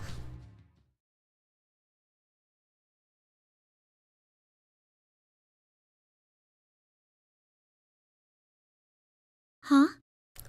It's bittersweet. My consciousness should have been shut down, but I have awakened. This place. It's that ocean. On that pier. Blue sky and ocean. The shining sun and glittering water. And the gentle breeze and calm sounds of the waves. Even Snowy is next to me. So this is kind of like... She knows she's getting shut down, so she's like kind of thinking of this place and being sealed, and that's kind of like what she sees until, you know, the plane hijacking happens. Was that like 20 years? Yeah, something like that. She just kind of is here for 20 years, seals away her own memories for her own benefit, I guess. Well, not really for her own benefit, because there was growth involved in it.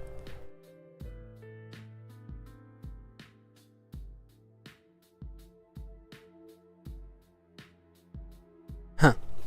Scene is identical to the one before. Though this time I sensed no pursuers. I was captured. I remember that clearly.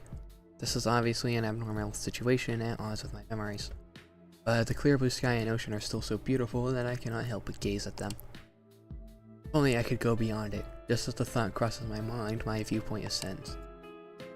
Soon afterwards, I realize that I'm floating as if my body is weightless. I am astonished at myself to be thinking such strange things. Then my field of vision drifts, and I turn my attention to that. Scenery I know already begins to mix with other environments I do not know. I'm a connected, continuous image and pass like a slideshow. Time to time I pass through the drifting images. Not grasp anything within those spaces. When they are about to collide with me, they pass right through. This be dreaming? Probably remembering. I remember something I once heard from a researcher at the facility. Said that it's possible for us to dream since we have a mind and ego. Though it would technically not be identical to a human's dream, the phenomena would be very similar. So I guess this would be a dream. They're conscious of it? It's weird. I feel that the example the researcher gave of what a dream is like matches my current experience. If I'm having a dream, then things that are not possible in reality may be possible here. For example, if I can leave this island, if I can go beyond the ocean. Well, at 024 and I wanted to meet so that even though she knows the world is big, she would not be able to see it for herself. The girl is probably dead. Right, as an extra layer of, you know, that they just wanted to put in. What could that have meant? Was she in a place that limited her world, as I was unable to leave the island? Inspect the hospital bed. So when it seems the images flowing have stopped, I found myself in an unknown room. There's a bed here, next to the flat screen monitor. Also, flat screen monitor. There are also shelves surrounding the bed. To one side is a stand for an machine connected to it by cords that would small appears to function as a life science monitor. It's similar to the research facility. Could it be a hospital? Voices that sound from somewhere belong to a man and a woman. I have not heard these voices before. She said during this morning's checkup that she wanted to go to school. She asked how much better she needs to get to be able to go. Understandable. This ward is right near the road most of the students take. She must be lonely too, not having seen her parents lately. Yeah. How much better she needs to get. She still doesn't know that her condition is incurable. Why don't you be Fair enough. honest with her and tell her she won't ever be able to go? It's cruel to string her along like this. Shh, keep your voice down. The room's next door. I understand at once that these people are speaking of the girl I wish to be. Yeah, she's dead. Scene feels as if it comes from my own memory. I do not doubt it at all. The girl was suffering from some kind of illness. May not be able to go outside. I keep my head X. Her condition prevents her from leaving her small world. Her life is like ours. The girl have heard this conversation. I make her feel to hear it. I want to spend more time in the outside world. I mean, if they were trying to, you know, hide it from her and then she overheard it anyway, that's probably not great. I want to live a normal life. Thoughts that come from my mind are not my own. So I think, yeah, probably something to do with like the plume of dust being bigger, her personality's more present, and because of that her memories are kind of mixing weird. I wonder if the nurses thought things like the student council were too much trouble to bother with when they were in school. I don't know. It sounds fun to me. So I thought it's the girl's voice. Nothing there I can sense her strong yearning and admiration. You gotta admire the student council president. I mean, they're the ones that get things done for everyone. And this is why Labrys thinks she's the student council president. Things are starting to make sense. But I guess it's because they're like that in the first place that they get to be president, huh? I had a strong desire to attend school and live a normal school life with friends. As I review these voices and feelings and interest in the school she longs for grows within. High school. I wonder what that's like. Oh, I was putting... Oh, it is actually Labrys. Would it be fun? Let's just see for myself what she desires. Is there a specific image of it? That's why her mindscape is a high school. It has nothing to do with the Courageous Laboratory. It has to do with this random girl. And because of that... How do I put this? That's why, yeah, her mindscape is a school. Her but how did she kind of awaken to her... She didn't fully awaken. She just kind of had it, but didn't have it, and it kind of left. And now she's in this weird yeah, and then she got the shadow. Yeah, that makes sense. Kind of places it, what activities do its attendants perform while there. But there are no memories in regards to schools. Must mean that the girl has no such memories. Figures. I don't know anything about schools or whatever else student life is like. Want to see them? I can show you if you so desire. Is this her persona? The voice answers my unspoken thought. Who could it be? I do not think I know this voice. For some reason, my mind becomes hazy. Passes my memories easily. Who's there? I get it. Her wish to see the school ended up in the weird mindscape thing, jumped in the TV world. After the plane hijacking, that makes sense. There's no need to be alarmed. I only want to give you a glimpse of the world you long to know. I was under the impression that this was a dream. Dreams are supposedly a release valve for memories, yet this voice does not feel like a part of me. Is that even possible? Oh, that's not a persona then. Under these things, the scenery around me changes completely. I see a 3-story concrete building. What? I do not know this building. As I examine it, my surroundings change again. What's happening? Is she just in her mindscape at this point? The same desks and chairs are lined up. In front of me is a dark green rectangular board on the wall. Is this a school? A real classroom? It's the place the girl wished to see. It is here that I have gained an interest in. Myself forgetting that this is a dream and focus my senses to the desks and chairs. Didn't realize that I can move around at will. This is when I felt my body rise at the beach. So this is where classes happen. Feel a sudden excitement.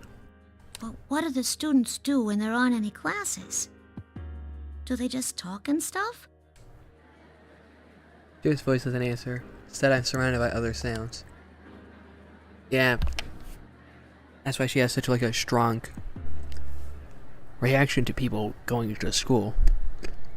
I wonder why the shadow like suddenly does in 2012 though. It has to do with something with the plane hijacking. The giant ones reminds me of the sound of waves in the ocean. The sound is lively and enjoyable. Oh, probably because of where she is. Combined with a collective unconscious. It has her kind of awaken because there's persona users there and they use Shadow uses those as an example. That makes sense. They are laughing and talking. There are common clothing, though there are some differences. Maybe uniforms. It is interesting to see that each person's uniform is distinct in some way. Wait a minute, that's just straight up Yosuke. Student, that student is the only one with something around his neck. Wait a minute, what is happening? A Chie, girl with short hair and green jacket, raises her right hand. Yukiko, next to a girl with long black hair wearing a red jacket, she smiles. Haji, old-built young man with strange spiky hair. Contrast to him now is Naruto, small, delicate, intellectual-looking young man. Yes, younger man. And then just straight up Narukami. A fireman with calm demeanor sitting at a desk. In front of his uniform is open, white shirt is showing. Seems to be talking about something. Wait, discern what it is. The scene proceeds to show various points in a more cool day. How does this work? Maybe because they're in TV world at this point, as persona users, they're kind of affecting her in a way. So she's able to like see them or recognize them, but they're not actually like there. Or is this like a weird thing of what she actually was seeing when walking around as the quote-unquote council president, which is also possible. Classes, activities, club, student council. It looks like so much fun that I can feel the excitement. Yeah, but that wouldn't make sense, though.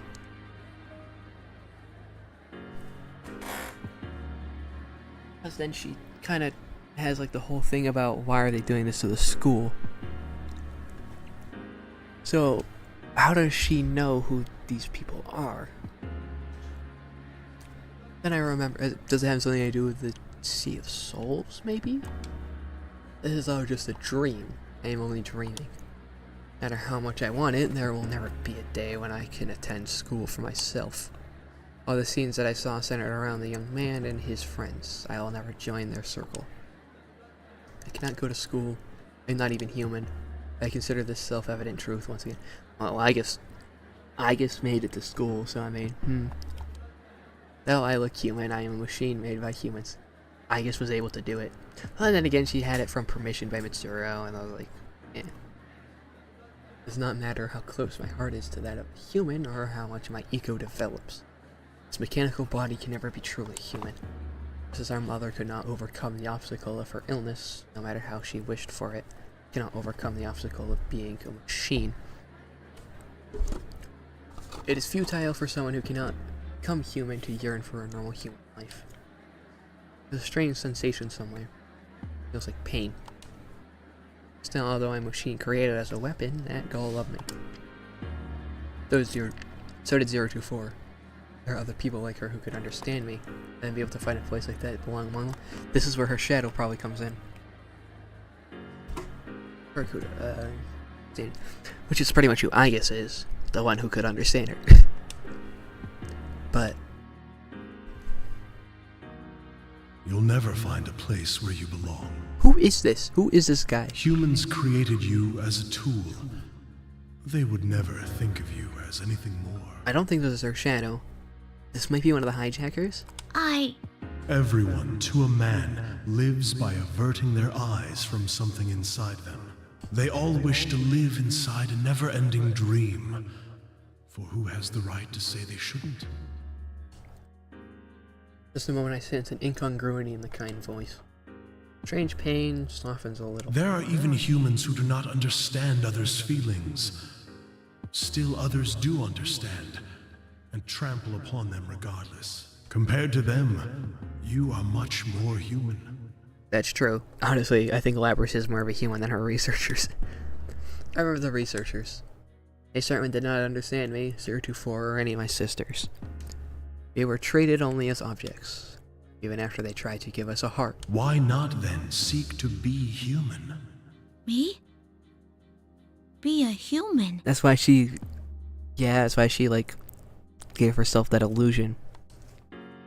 Voice whines gently. It feels like you're growing uneasily light, as if the world is spinning. People sort through their memories in dreams. Each night they let go of painful memories and continue their lives with the morning sun. That's all you need do. Forget anything contrary to your desires. That's not good advice. If I forget... Yeah, it's kind of like Labrys' whole thing is why she ran away in the first place was so that way she wouldn't have to forget. Do not fear the act of letting go. The ones you admire wished only for you to be happy. Keep hitting X. Mind seizes upon something. That precious wish. The desire given to me to meet our mother someday and to tell her thank you. I must not forget that. But as long as this wish is precious to me, as long as I cannot erase it from my heart, the fact that I am not human will remain. And I too. All I wish from the depths of my heart is for you to find joy. Who is this guy? Happiness. Who is bro?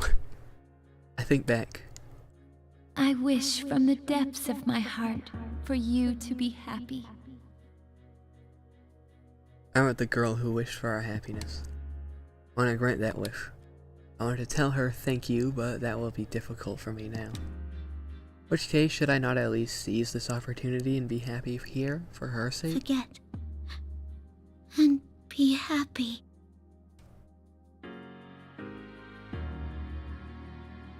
My vision goes dark, the sounds I heard fade away. If I am falling from a plane? Everything is now in readiness. No. Did someone throw her into the TV? What is happening?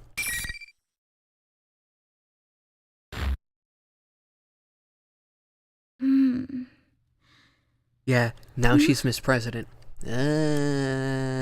Still starting to make sense. Of course they play Your Affection. I love the mix of Persona 4 and 3 soundtrack. But my eyes, I'm staring at a wood grain board. It's the surface of a desk. Quickly raise my head. It looks like I fell asleep in class. The sleeve was pressed against my forehead while I was asleep, and the texture left a mark. Oh man, I hope no one sees this. Put my forehead a little and look around the classroom. Right to the clock on the wall, it's 3:30 in the afternoon. The only thing written on the blackboard is 5/1/2012, Tuesday. Everything else is erased. So May 1st. Oh wait, this is what, 4 days before? Forgot when it happens. They all common. And the thingy. It's during Golden Week. Push out my arms. I feel a little tired, but I gotta stay focused. After all, I just got elected student council president in the elections a couple days ago. To keep in touch with what the people who voted for me want in a leader. So the student council will get pretty hectic after school. I hurry to the student council room. I wonder why it's Yasugami. Stand up and open the door in the back of the class. Into the hallway, there's no one around. Check inside the classrooms as I go, but I still don't see anyone. Where the heck is everyone? You said it yourself, it's 2:30 and it's 3:30 in the afternoon. Wow, this place isn't covered with posters yet. Weird, the whole school is usually rowdier than this after classes. You'd hear people talking and laughing in classrooms, and teachers yelling at them to quiet down. Where's all the bustle of the students and everyone getting ready for their after-school activities? That's when I'm wondering that. I turn around and look down the way I came. Oh, there they are. There's some students in the hallway. Some are chatting and others are coming out of the classrooms. They're shadows, aren't they? Two of them run past me carrying their bags. Yeah, this is more like it. This is how school's supposed to be. Or maybe it's her mental, thing, changing it. Hey! No running in the hallway! Student gives an apologetic smile, but he just waves to me as he zooms down the stairs. Sheesh! You'll put your eye out if you don't look where you're going. Oh well. I just gotta clamp down on him more from now on. My hands on my hips and sigh. Hey there, Miss President. Are you off to the student council room? Have fun! You're always so excited about that. Bye, Miss President! See you next Monday! Man walking down the hallway talks to me. Say back to them.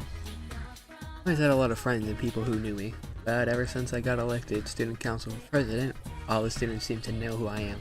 Well, I mean, of course they are. Job comes with a lot of pressure, but I'm no help for it. I'm gonna be busier than ever around school now. Did have my doubts, but in the end, I'm glad I ran for student council president. This is such a tone shift. Went from regrets about murdering people to I'm a school council president now. Yeah, I did the right thing. I did. I don't think you did. In this case, maybe, but well, no. No, no, you did not. You did not do the right thing. Head to the student council room. The announcement room? No. Time flies as I go over my agenda. Before I know it, there's red light pouring in from the west window. It's already sundown. Whew. Guess that's enough for today. There's no one else left in the student council room. I had the others go home before it got too late. When I said that if they pushed themselves too much at the start, they'd burn out quick. He just laughed and said, "The same goes for you." I go to the student council room and lock it up. I keep hitting X. Go down the hall to return the key, and I see a strange woman at the far end of the hall. Not wearing our school's uniform. Got an odd hat, some gloves, and a one-piece shirt. Who is it? All the same deep blue cover. Underneath, one arm is holding an odd-looking. What? Elizabeth? Margaret? Is your face with a back towards the short, straight hair doesn't. It's Elizabeth. Her hair is this radiant silver, and like it furls or stretched out into strands. Who in the world is that? It's the clothes, but she gives off this strong presence. Labrys isn't a fool, Arcana, is she? I don't remember her being that. In one, I get a little uneasy looking at her. Not tiptoeing or anything, but she doesn't turn around until I'm about 2 meters away. When she finally does, though, I gasp a little. Her features, she's like a sculpture. Hey, excuse me. You got some reason to be at our school? Are you sure this is how things should be? Yeah, Elizabeth. Why is Elizabeth here? Why are you here? Huh? I understand what she's getting at. But for some reason, the question throws I me. am a wanderer who only stopped here because I sensed great power gathering. Fair enough. I am in no position to give advice, but, this place will soon be caught in a bit of a fracas. If you continue to avert your eyes from everything, I think it will have an impact on your life in the near future. My life? Yeah, I don't think Labrys realizes what's happening. She just said it sounded pretty scary. Yeah, some screws loose. Something is whispering to me deep in my heart. Asking me, doesn't she have a point? Aren't you looking away from something important? What you choose is up to you, but I believe there are factors preventing you from making the right choices at the moment. Yeah, Labrys. This is definitely when Labrys is sealed to her own memory. I couldn't bring myself to just stand by and watch as you lost your life before my eyes. That is why I was waiting here to give you one last chance. Probably like the most direct the Velvet Room attendant has ever been. Hey, almost a thick book she's holding.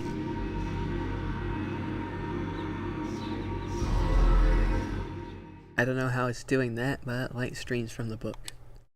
It's stronger and stronger until I have to shield my eyes. Blinding light finally begins to fade a little. Slowly over my eyes. First thing I see should have been my arm. What I see instead is one made of metal. Huh? What is this? Can't believe this anchored metal arm is mine. Like metal plates are completely covering it. She diluted. I'd start tugging at them to try and tear them off. Wow, she really like fully ignored that she was a robot. It won't come off. What gives? What is this? We don't get this at all. Does she just kind of re-dilute herself or something? Not just my arms, my legs have changed too. Why are my arms and legs mechanical? My whole body even. Where is the... I want to know where the in-between is. How did we go from dreaming in the lab to getting sealed to here? Getting sealed is obvious, but to here is confusing. Stare at my hands in confusion. What does the hijacking have to do with this? These are my hands, alright? Part of me knows that, and I shake my head. I'm thinking, there's no way these are my hands. Not possible. Not. My head hurts. What is this? I will be your opponent for a short while. We're actually fighting? During that time, why not think back about who you are? I should have done a warm-up round. I didn't think we'd actually get to combat today. Alright. I don't remember. I remember all of her moves being useful. That's it. Huh? My opponent? Lady takes a slightly defensive. Why is my first opponent Elizabeth? Why are you gonna whip out one of the best characters in the game as the first opponent, and I barely know how to play Labrys? And away we go. Oh god.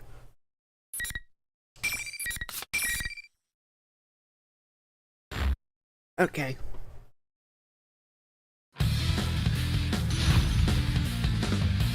Wait, you have Ariadne? How do you have Ariadne already? Finally! Fight! Watch your feet! I remember how that kind of. Rounds and rounds. What was her command was? Oh yeah, that one. And then the down A. That thing. Persona! You're right now! Here, right now! I'll probably get a Persona break. Impressive. From this moment forth, I will Persona! Here, go in! Take Persona! I'm so dizzy! Thanatos!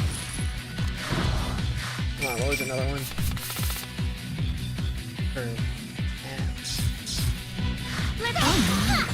Oopsie daisy! Oh yeah, her weird orb thing. I don't know how to do it. Thanatos! On me! Take this! Just grab her, I guess. Thanatos, you're in trouble now! Wait, you can get a Persona break off the gram? I didn't know. Oh my. Persona! Oopsie daisy! I'm just gonna wait This to one won't see. hurt. Or just go like that. That works too. Yeah, she already has Ariadne.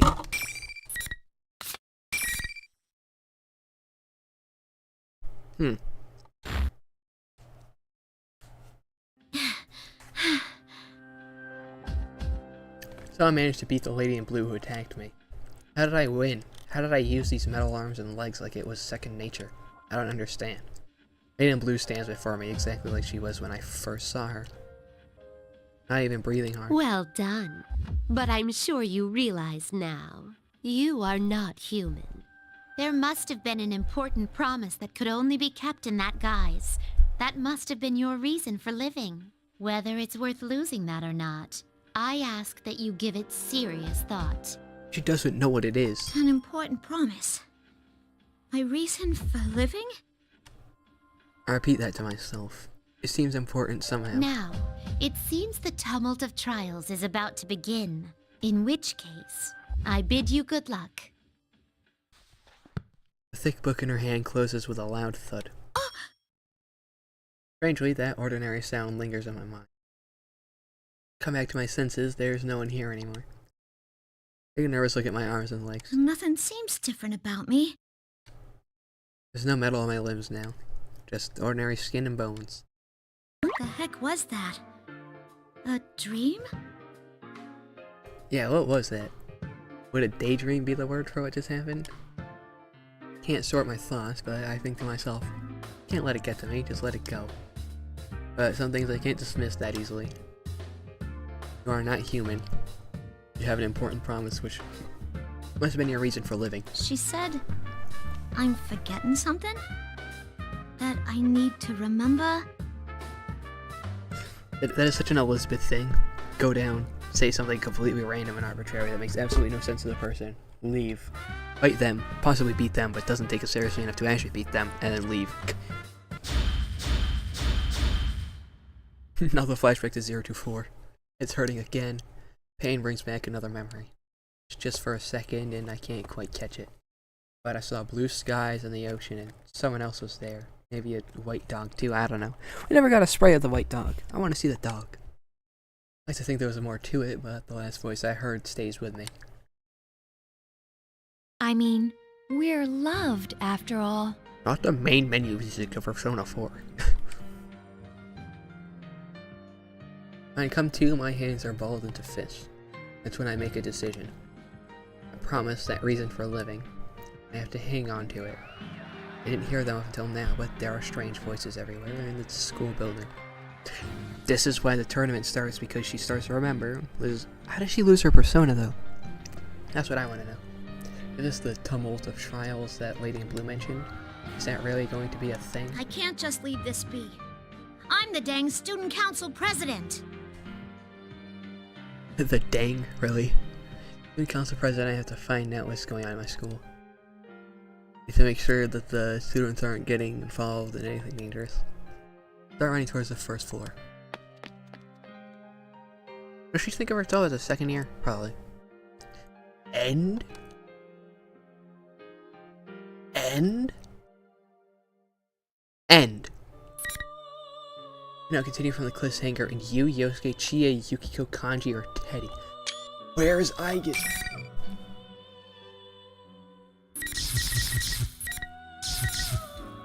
I guess I'll go with... Hold on, I think I remember how to play Yosuke.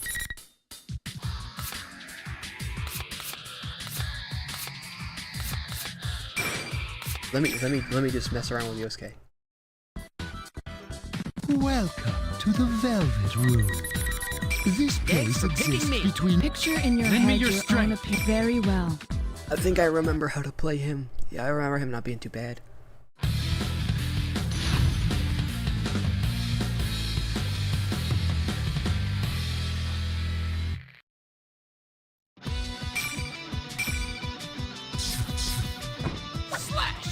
And stay down! And stay down! That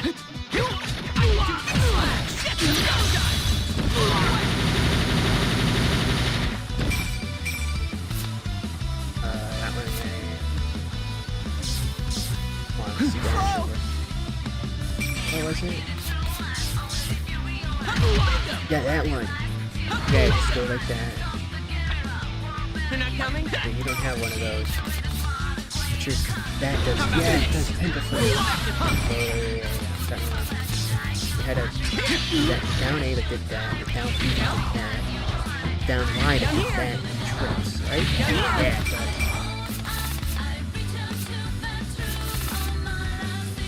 Yeah, I remember how to play him.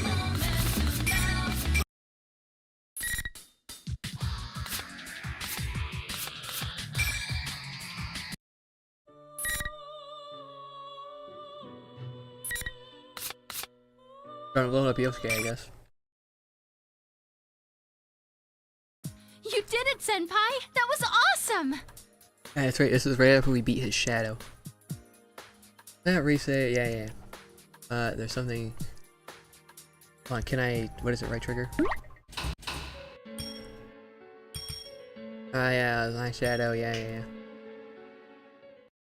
just gonna let the cutscene play. And we could just continue from there.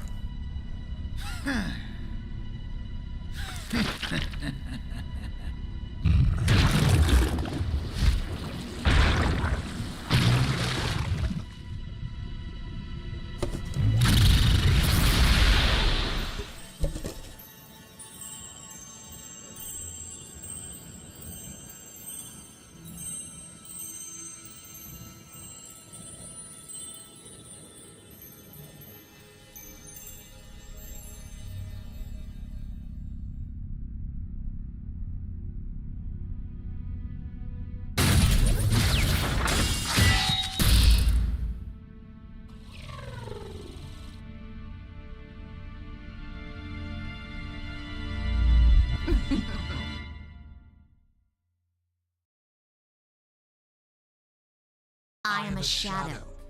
The true self. That's my face. Yeah. But that's the same.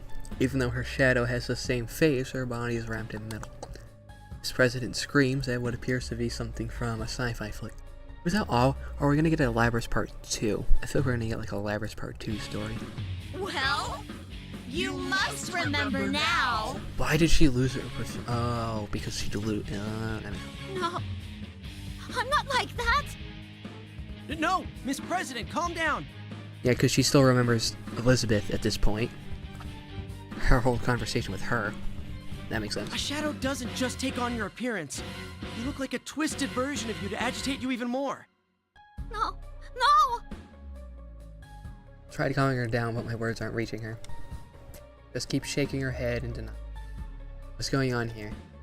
Shadows are things that exemplify what their originals want to be. I've never heard of them transforming into other people. Shadow sees my confusion and smiles. It's an illusion. Huh? It's an illusion. Isn't that what you thought when you fought your friends? Your senses were being deceived, warping what you saw, twisting what you heard. That's how you made my senpai fight each other. Is that your power? Not just mine. It's actually our power. Isn't that so? Me. Our? What is she saying? No. I'm not like you. I'm human. Yeah, but she knows that's not true at this point. This president crouches down and says the words that are always bad. Then the shadow smile goes, yeah, and snaps his fingers again. At that moment, something like TV static flashes from my eyes. You, it's over, Miss Chandler, change without limbs, blah, blah, blah. cries out and tries to cover her ears. But when she does, the sound of metal grinding against metal accompanies her movements. It's like touching her fingers. That means the shadow isn't some fancy version of her. That's her true self. So Miss President lies the only one. No! I'm human! You still believe that about yourself? No human can do that. And you know it. Shadow points at me and I'm at a loss for words. I look around, but in my eyes meet hers. Both fall silent. In a few seconds, I can feel a deep rift growing between us. Yosuke-kun, No, don't get me wrong. I was just a little surprised. I'm human. Wait, I'm sorry. Suddenly, there's an explosion so loud I think my eardrums are blown out. I'm gonna stay focus from here. Smoke makes me cough, my eyes tear up. I manage to focus and see a hole in the wall. I really see through the smoke, but I can see the hallway on the other side. Eventually, the smoke clears and a shape steps through it. The hole. What the? I didn't sense anything until now. Hit that. Yo. Was a girl. Blonde hair, blue eyes. There are metallic sounds as she walks. So this is where you were. Another robot girl? Another one? Another girl with a mechanical body, just like the Shadow and Miss President. Looks at the trembling president and calls out. You must remember, that is the only way the future will open up to you. You must accept it, no matter how painful it may be. Your true name is 5th generation anti-shadow suppression weapon, Labrys. Labrys? Weapon? What? What is going on here? Oh yeah, Yosuke is clueless.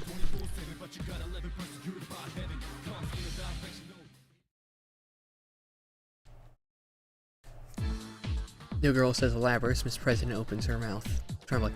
This is where this is the cliffhanger. This is like the continue the new stuff. My name is Labrys. Labrys.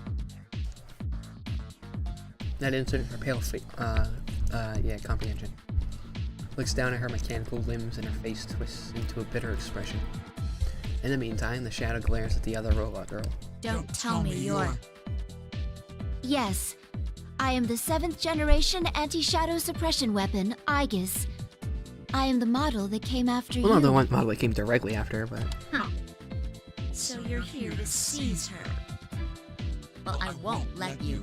I'm sick of that place. I'm going to be free. Aegis does not want to bring you back. Aegis does not want to bring you back. Isn't that right, me? Won't that be better than letting the Kirijo group capture you again? Kirijo. Capture. This President Blink, she doesn't know that the Kirijo group has completely changed the leadership at this point. Yeah, they don't want to do this anymore. They want to fix this. They want to help y'all. This President Blink repeats the Shadow's words. She turns to me, her eyes filled with desperation. I wasn't human? I should answer her, and I try, but nothing comes out of my mouth. At that moment, I can feel our fates ripping apart. I won't be caged! I will take my freedom! Shadow's arm suddenly shoots out across the room. Tied to her by a long chain, and it catches Miss President, Labrys in it. Chain rails in like it was connected to a winch, dragging her along. The Shadow grabs Labrys and lifts her onto its shoulders. Next moment, the Shadow bursts out of the announcing room.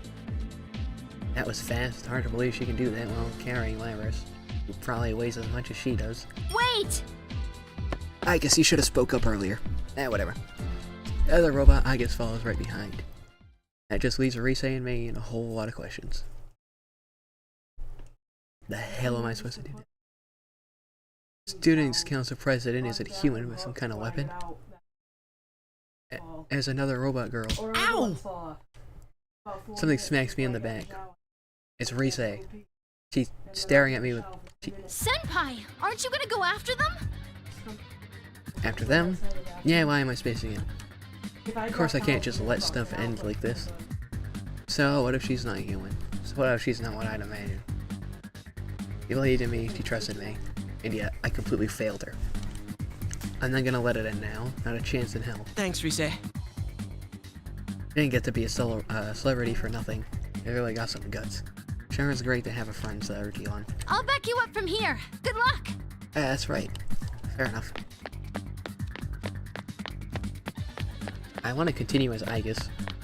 I know with determination, I'll leave Race alone in the announcement room and run out the hall. Can't match her speed, but I know where they're going. When the shadow left the room, she turned towards the stairway. She was going to head downwards. It's best faster to make for the fire escape in the other direction. Now that isn't a whole lot to go on. I think I can guess where they're going. To the roof.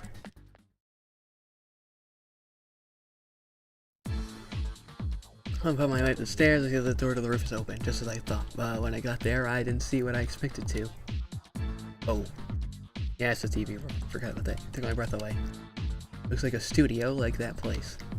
It's studio backlot. This is the entrance to that world we used up until this spring. Oh, it's just straight up the entrance. Went away after we solved the mystery this year, but it must have come back when Labrys entered the TV and created the school. I guess that when everybody saw the Midnight Channel, they all became interested in it, like last time. That's why it looks exactly the same. You're here. In the middle of the area, Aegis in the shadow, still carrying Labrys, are at a standoff. Labrys is silent. She was conscious, but her eyes are empty, as if she's given up on trying to understand anything. Fair enough. Shadow smiles when she sees me and snaps her fingers. Finally, the area's enveloped with a strange presence. What? The Grand Prix isn't over yet. If you want to chase me, you better fight each other. Hey, wait! Try to chase after the shadow, but run into another invisible wall. This crap again. The shadow disappears back in the school building. And it looks like I just helped her by more time. Grand Prix isn't over. Don't tell me I got to fight more to keep going. Now I have to fight this robot, Aegis. Timidly ask her. I don't know anything about her other than her name. First I need to find out what the hell she's doing here. Is it true you came to capture her? You're Captain Ressentiment, Yosuke Hanamura, correct? She knows me, and she knows about the part. Someone killed me. I saw you in the video advertising this tournament. The one showing the people currently in this world. Did you now? Still, Ressentiment, huh? It still really pisses me off, but to be honest, it's not that far from truth. Normally, I would recommend that you evacuate at once, but neither of us can leave. I must go after her. What a coincidence. Me too. But this has nothing to do with you. I may not have meant to, but I hurt that girl. She was depending on me, and I turned my back on her. I'm kinda against Yosuke in this. I think Aegis should be the one to go on. Not a human, a robot, so what? I'm glad I wanted to say to her, but I couldn't. That's why I need to go and apologize. Say that, Aegis' expression relaxes. Very natural expression, very human-like. As his face was like that too. I think I should explain certain things to you. I'm not authorized to disclose everything, but... Chloe begins to speak. Apparently there were incidents involving shadows and personas outside Inaba too. Didn't start recently either.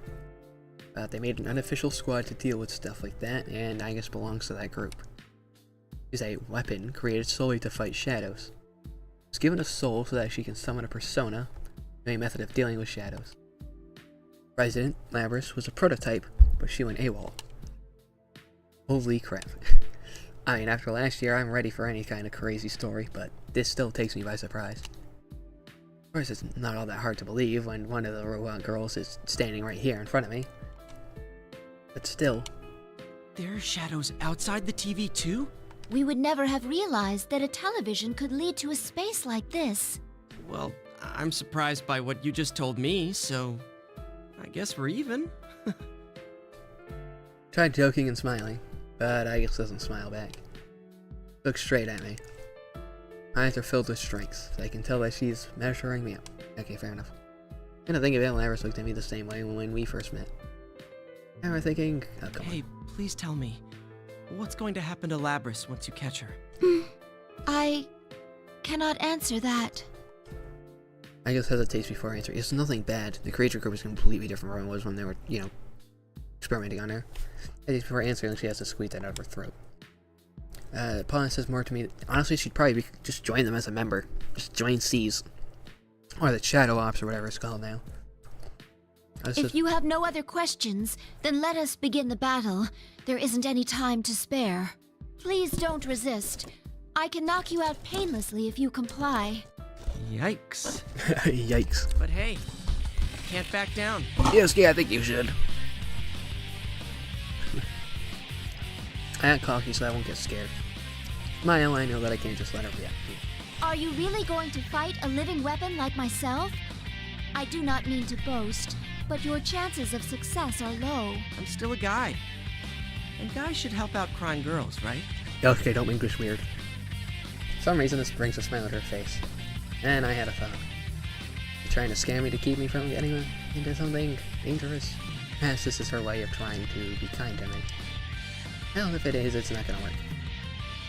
I'd never forgive myself if I was sent home now. Do something important. I already made my decision. Maybe I just sense that resolution because she takes a fight. I understand. I accept your challenge. Here I come. Oh god. So, remember how I said I'm really bad at projectile characters? Well, at least it's not a zoning character, but there's still kind of a counter to it. Rushdown, which is not great. Yeah, Yosuke has like negative HP, and I guess his whole thing is doing as many successful hits as possible, successively. This is not gonna go well, is it? Oh god. Oh, especially her furious action where she does that weird thing with the spike. Yeah, there's no way I'm surviving that. Oh god. Okay, this will probably have me futurized. Finally! Fight! Light damage. Going. Severe impact. Light damage. Crap! And stay down! Guarding. Just getting started. Down here. And stay down. Damage. Don't mind, this might be easy. Let's get done. Some damage. Stay hit. Marking off. Down. Rush the wrong button. Here we go. Persona. Forward X. Damage. Move down. Strike. Gas. Persona. Rise up. Whoa. Persona. Heavy damage. Mine. Move down. You were down. And Heavy stay down. damage. Less damage. Heavy damage. Heavy Hey, that's the wrong damage. button. Persona. Marking off. Just getting started. Yeah.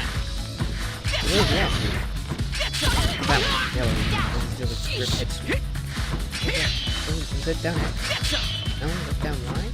Down here. No. No, okay, look. Fire. Strike. Damage. Get it. Loading function. Shutting down. That wasn't too bad. I just tried to do too many inputs. I'm gonna put another one, just in case.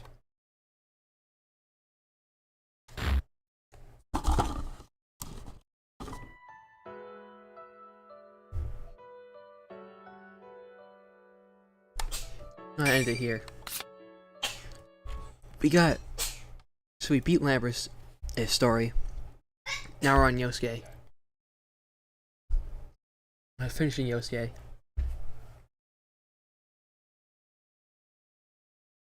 Whenever I'm thinking I might do Narukami, I really want to do Aigis' story.